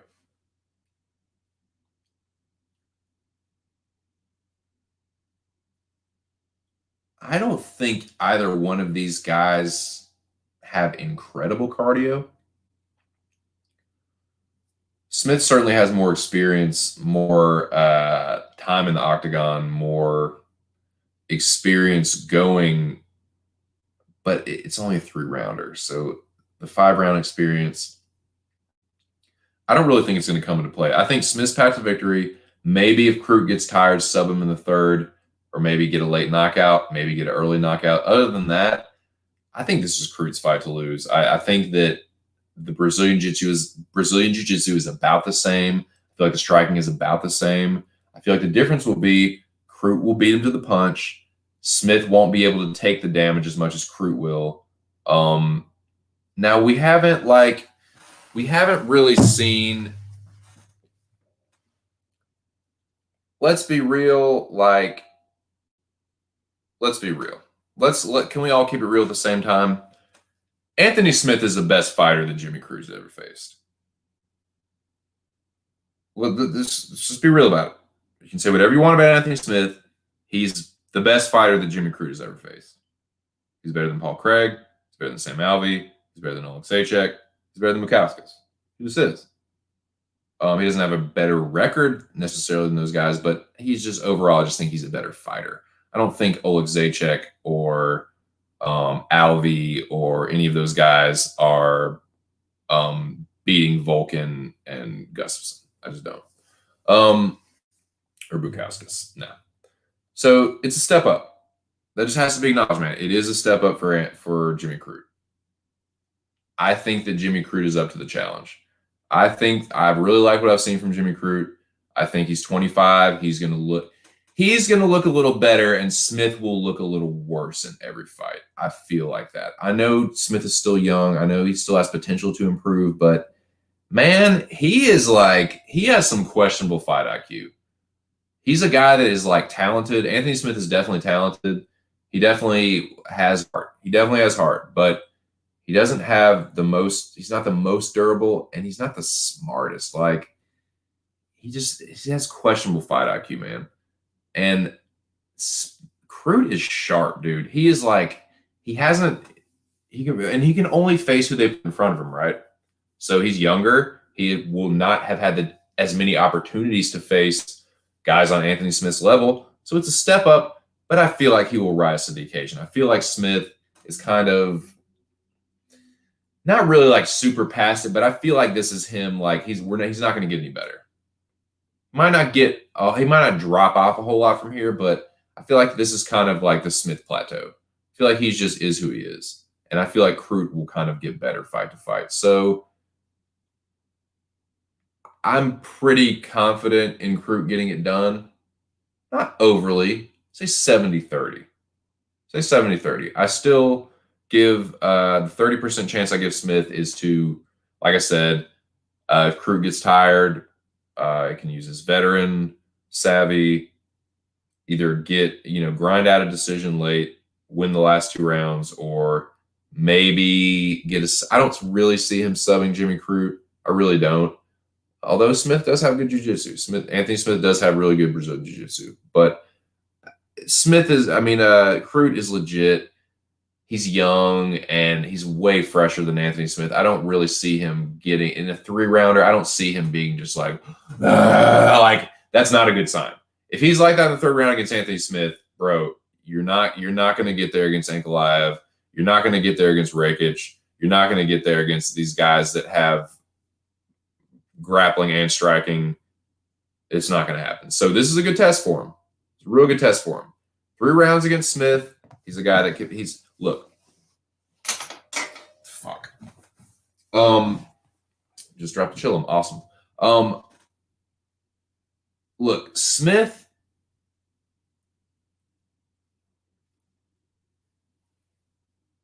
If you can beat Anthony Smith, you are now more than a prospect. If you can't beat Anthony Smith, you're still in that Nikita Krylov, Ryan Spann, still kind of like, what we need to see a little bit more from you before we start calling you the next thing. This is a really good spot for him. It's a good test. It's a good spot. It's an appropriate step up in the level of competition. And I think it's a winnable fight for him. I'm going to go with Jimmy Crute. Like I said, I feel about 70 to 30% confident.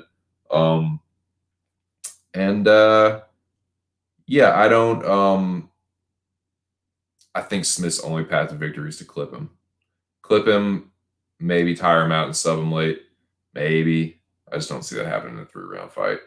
So, yeah, I'm going to go with Crute. And, hey, man, if Crute goes out there looking sharp, Smith, he's been finished 13 fucking times.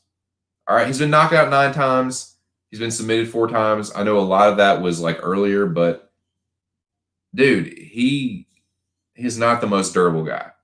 He's really not. He has a lot of heart. He's tough, but he's not the most durable. He can be hurt. He can be dropped. He can be finished. It's happened more than 10 times, either knockout or sub. So there will be a window for Crute to get there. I don't know if he finishes Anthony Smith, but I would not be surprised. But I am going to go with Jimmy Crute here. Feel decently confident about it, too. It's definitely not my least confident pick. Yeah, so I think I'll tell you what, boys. My allergies are fucking killing me, so I'm going to go for about another half hour. All right, I'm going to go for another half hour. We can talk a little bit about Valentina and Jessica Andrade. Let's talk about that for a little bit, and then I'll probably wrap it up. What's up, Nick? What's up, dude? Motherfucking Ozzy, oi in the building. What's up, dude? I wouldn't be surprised either. Smith has shown a propensity to get hurt and finish before. He has heart. He does not have the best chin. Heart and chin are different. Heart, toughness, and chin and durability. Heart and toughness are 2 things. Chin and durability are 2 other things. And then somewhere in the middle, you have recovery, right? There's durability, your ability to recover, and then there's heart, and some of that goes into your ability to recover. And then there's a spectrum for each. You know what I'm saying? So, dude, chilling. Hope you're well. Hope you had a good 420. Jessica apparently going to wrestle. Interesting. That's fucking interesting, man. That's fucking interesting.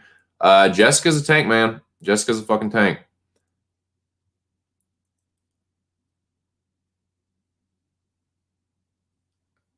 Jessica about to get smashed. You see her in the pool. She got about dude. Jessica is Jessica is she's a tank, dude. She's a fucking tank. Usman is dumb. Should have taken the name Lion. Should have taken the name Lion Chin. That's funny. Yeah, let me I'll be right back. I have dropped my implement, so I'm gonna go stroke the binger real quick. I'll be right back. And then yeah, we will get into let's get geared up for Bullet versus Andrade, the first motherfucking title fight of Saturday night. Let's talk about this. So let's chop it up for a little bit about that shit, boys. Yes, sir. Yes, sir. Yes, indeed. Yes, indeed. We smoke weed. Okay, be right back.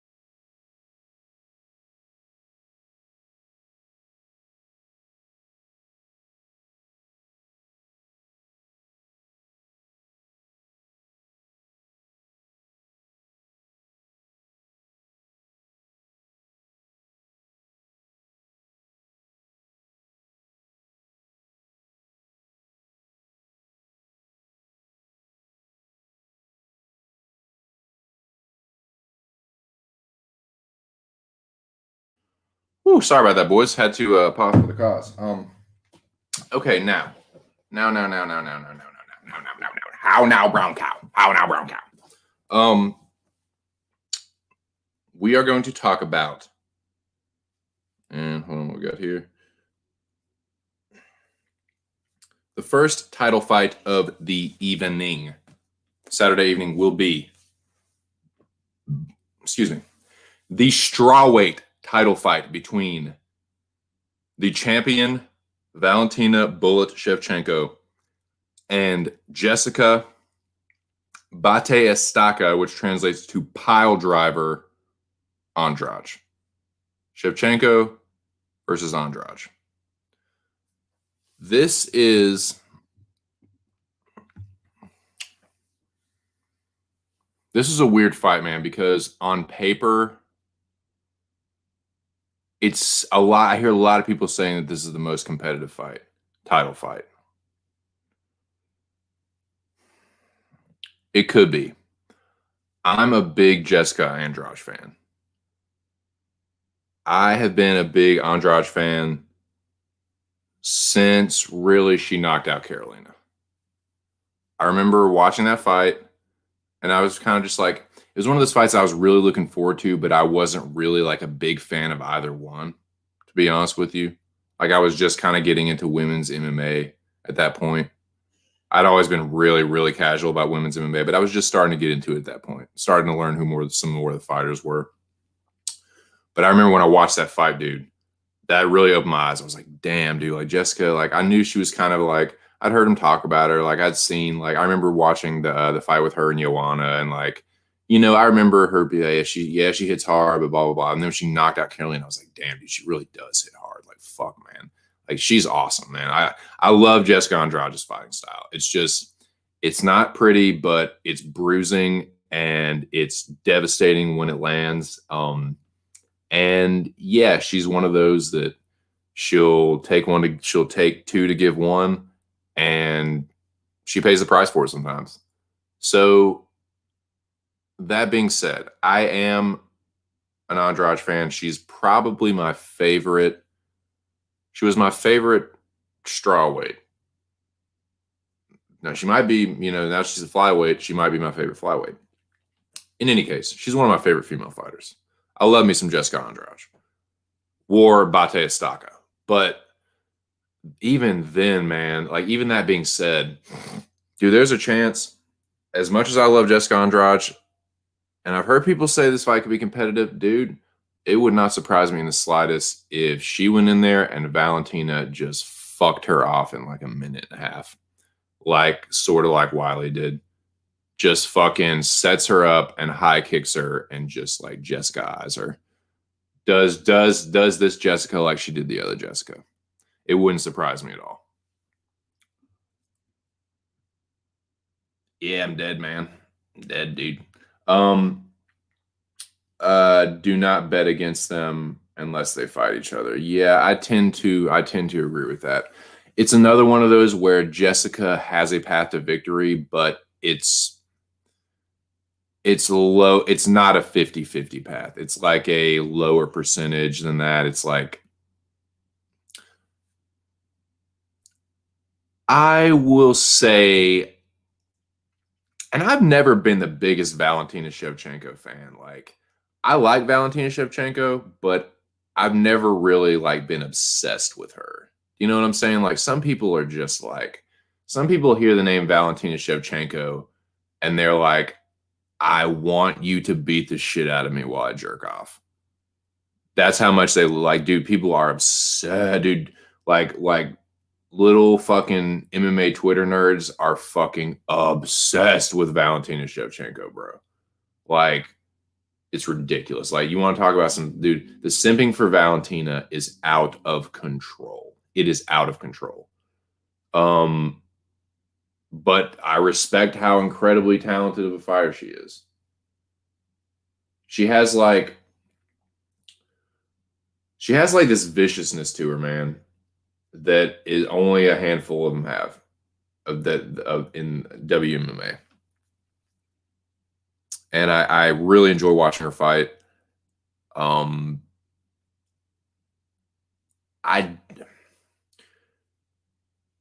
I just think the way that she fights, it's going to be sort of kind of similar to the Joanna Jędrzejczyk fight. I feel like she's just going to be outpointed, and when Jessica overcommits, she could walk around to a fucking high kick, dude.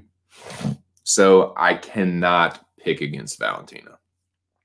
And I think there's a chance that she could just knock Jessica out in a round. It wouldn't surprise me in the slightest.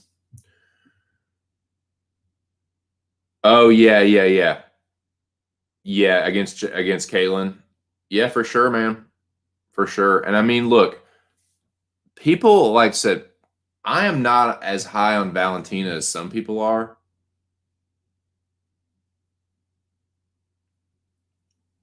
but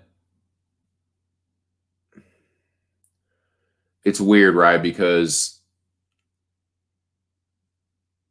she beat Rose in the first fight.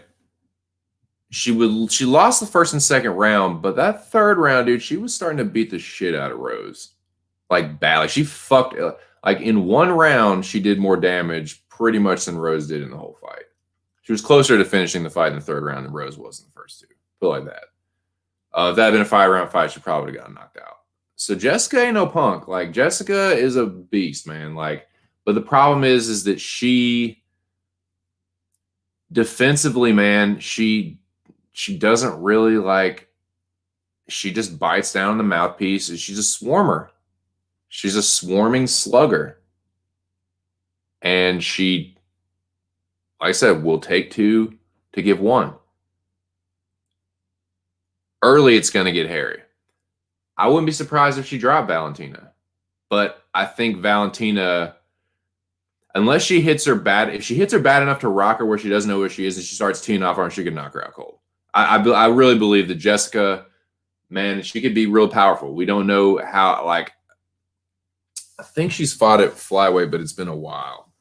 So, man, considering how powerful she is, dude, you put on a little extra muscle on top of that. I don't know, dude. Like I said, I'm giving her more than a 10-15% chance. I'm giving her 70 to 70, a 25 to 30% chance. I'm giving Andrade a 25 to 30% chance.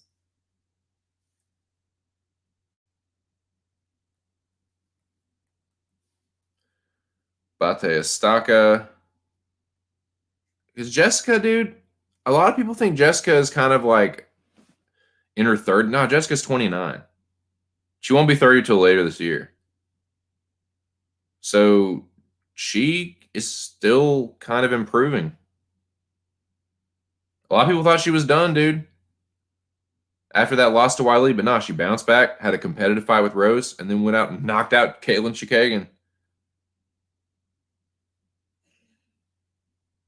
Caitlin had only been knocked out one time before that against Valentina. And yeah, I mean, you can always say Valentina, unscrewed the lid, but Jessica knocked her out a lot quicker than Valentina did. And Caitlin lost a split to Carmouche, a split to Jessica Eye. But other than that, Valentina was her only loss, really, in the UFC. So, I mean, Jessica, on paper, it's competitive. That's why I say on paper, it's competitive. I don't know if the fight's going to be that competitive. I really don't know, man. It depends on how Jessica is at, let's see.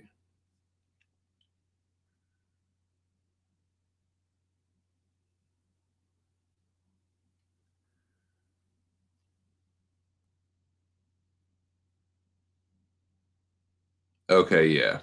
Okay. So, yeah, she fought, right. So does she, yeah, it was bantamweight. It was bantamweight.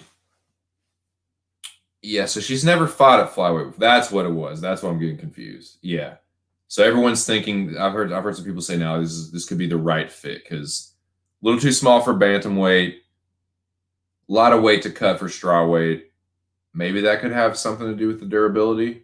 Her getting finished. Like she didn't get knocked out really until. Well, no, she got knocked out by Liz Carmouche. She got stopped by Liz Carmouche, and she got knocked out by some no-name chick back in the day. She got knocked out by a no-name chick, Liz Carmouche. But other than that, she didn't get knocked out until Zhang. And Wiley ain't no punk either, dude. Zhang Wiley is a fucking beast. Jessica's beating Angela Hill, JoJo Calderwood, knocked out Jessica Panay, beat Claudia, beat Tisha Torres, knocked out Carolina, fucking sent Rose into the fucking Shadow Realm. Everyone's like, oh, was lucky. I don't give a shit. She fucking knocked her out. I don't give a shit. It was a punch, kick, elbow, knee, slam, ham, bam, thank you, ma'am. See you, Rose. You got knocked the fuck out. Jessica's a beast, man. She knocked out Kaylin Chikagan, knocked out Rose, knocked out Carolina. So it's a good fight. It's a really competitive fight on paper. If Valentina turns up, I feel like in the spotlight, Jessica in these title fights, like, I don't know, man. I don't know. Like she seems to look the worst in the title fights. Do you know what I mean? Like Joanna, she just got dominated. You know what I'm saying? Wiley, she got dominated. Now she won the title against Rose, but she was kind of getting owned until she slammed her. And like I said, I give her credit for that. A lot of people don't give her credit for that. I definitely give her credit for that. She just knew that she was bigger and stronger and was like, you know what, bitch, I'm just going to slam you on your fucking skull. You won't let go of this shit. You're just going to do this little Kimura trick. You think that's okay? We'll see. Wow. So, yeah, it's going to be a really interesting fight. And I can see why people think it could be really competitive. Ah, man, the more I think about it, the more of me wants to like take a shot on Andrade, but I don't think I'm going to. I think I'm gonna stick with Valentina. But you never know, man. You never know. It's everyone. I never like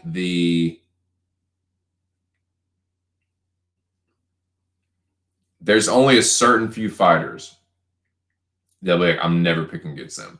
Like I said it yesterday when I was on stream with Rogue Strummer. I am never picking against Francis Ngannou. Maybe ever. I'm never picking against Amanda Nunes.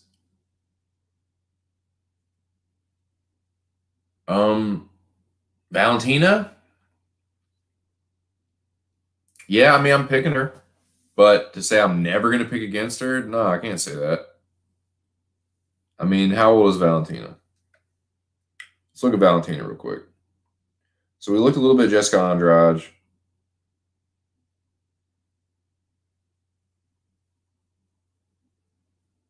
Because the styles make fights. If it stays at range, if Jessica tries to counter strike, I think that Valentina's going to light her up. I think that that Jessica's path to victory is literally to the one that puts her in the most danger. So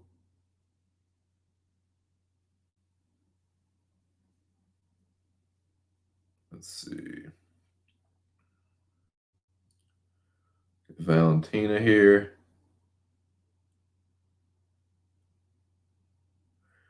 Now, she has an impressive resume too, right? Decision over Holly Holm, armbar Juliana Pena.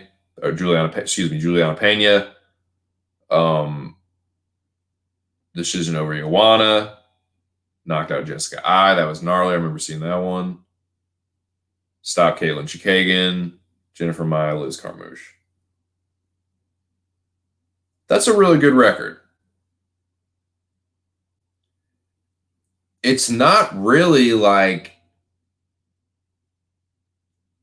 it's better than Jessica's record, but there's some of the same names on there, dude. Couple of them. They both stopped Caitlin. You know, she beat Joanna. Jessica lost to Joanna, but hey, Joanna got beaten by Rose twice, and Jessica fucked Rose up in the first and the second fight. People are like, oh, Rose dominated Jessica in the second fight. Bull fucking shit she did. Bull, you didn't watch the third round of that fight. Rose outpointed her in the first two rounds, and Jessica beat the shit out of her in the third round. Badly. That been 5-round fight, Jessica would have knocked her out.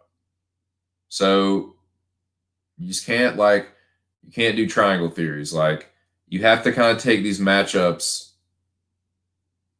I don't know. Yes, I'm picking Valentina. Yes, I think there's a chance she could knock Andrade out early. There's a chance Andrade could knock her out too, though, man. Don't be surprised, dude. There's a first time for everything. There's a first time for everything.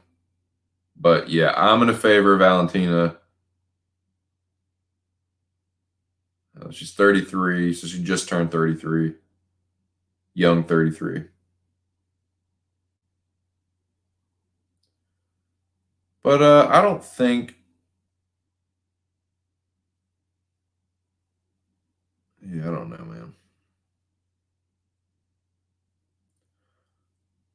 Other than Home and Joanna, I don't know, man. I don't know. I'm not sure, but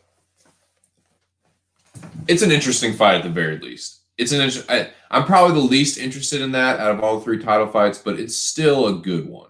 It's still a really good one because it's Andrade at this new weight class. We get to see if that win against Chikagan was a fluke.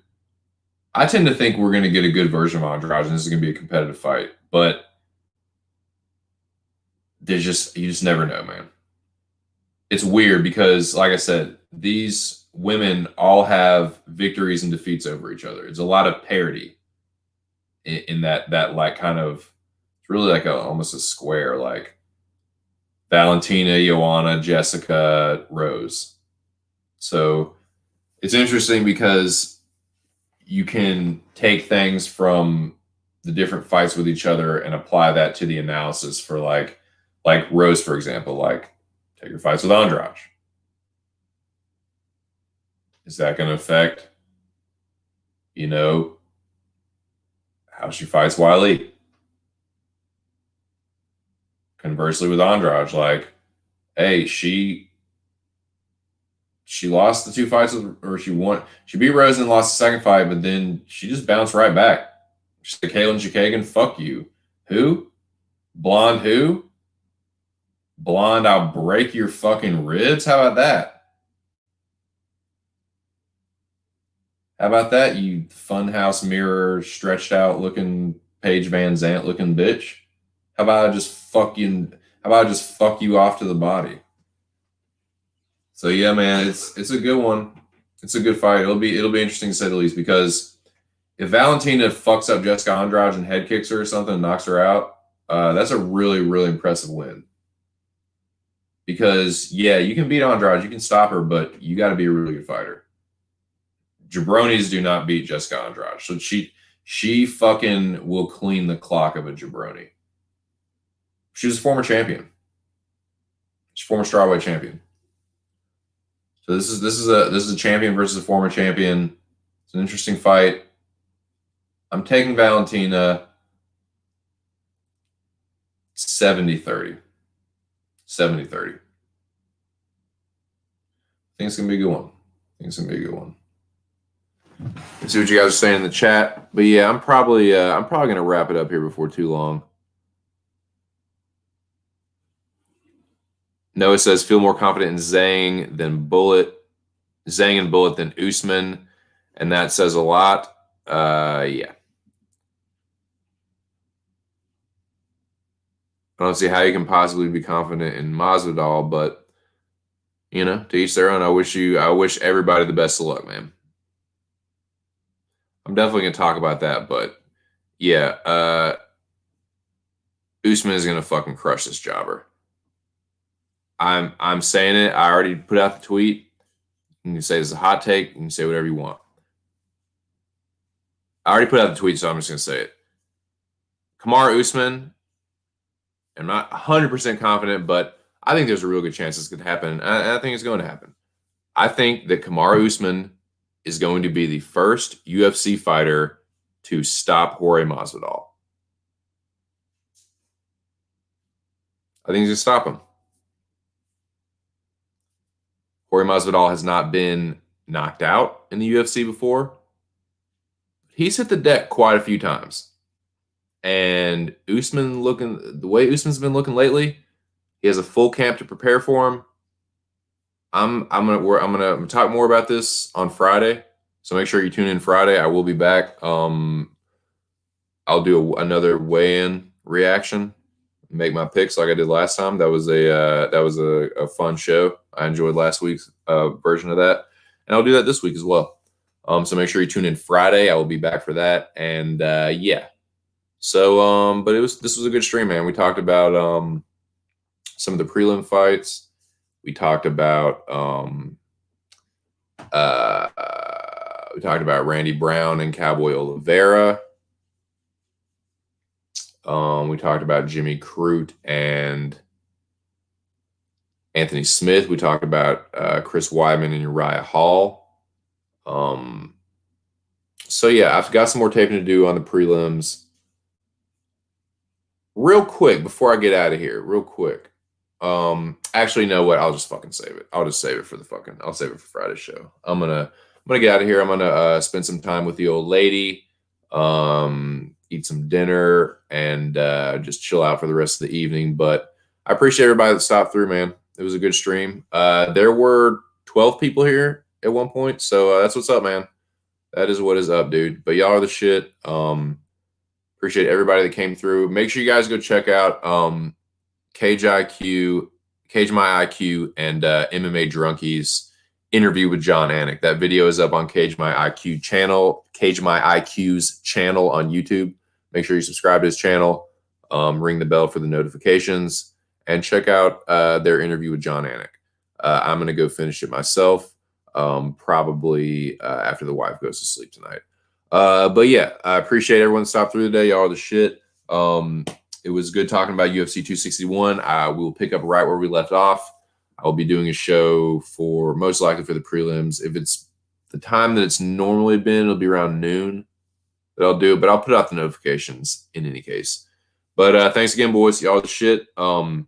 This is just my 2 cents and shit. Hopefully, let's try that again. That was a shitty outro. That was a shitty outro, and I fucked that up. But yeah, Noah.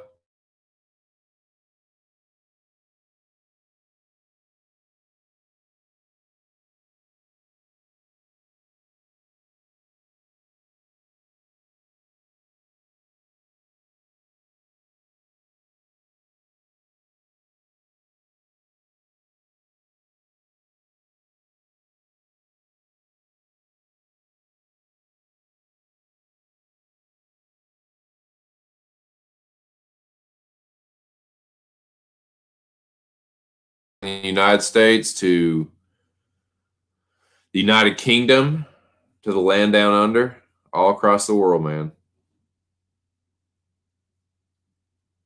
Getting fucking Irie and talking about UFC all across the world. Y'all are the shit. General came through. Usual suspects in here. Jimmy. Motherfucking irregardless. Bo Jackson. Shout out to you guys, man. Of course, Nikki. I think Mills was in here. Mills was in here earlier. Some Solution. Appreciate you stopping through. Casual. Yes, sir. Ireland in this motherfucker. Of course, Noah and irregardless. General. Usual suspects holding it down strong. Appreciate you, boys. Like I said, I'll be back Friday. I'll put out the notifications whenever I figure it out. But yeah, I'm looking forward to these fights, dude. Looking forward to these fights. Hope y'all are too. Well, that's it for today, but I appreciate y'all for coming through. This is just my 2 cents, and I hope to see y'all on Friday, man. Y'all have yourselves a good evening. Peace!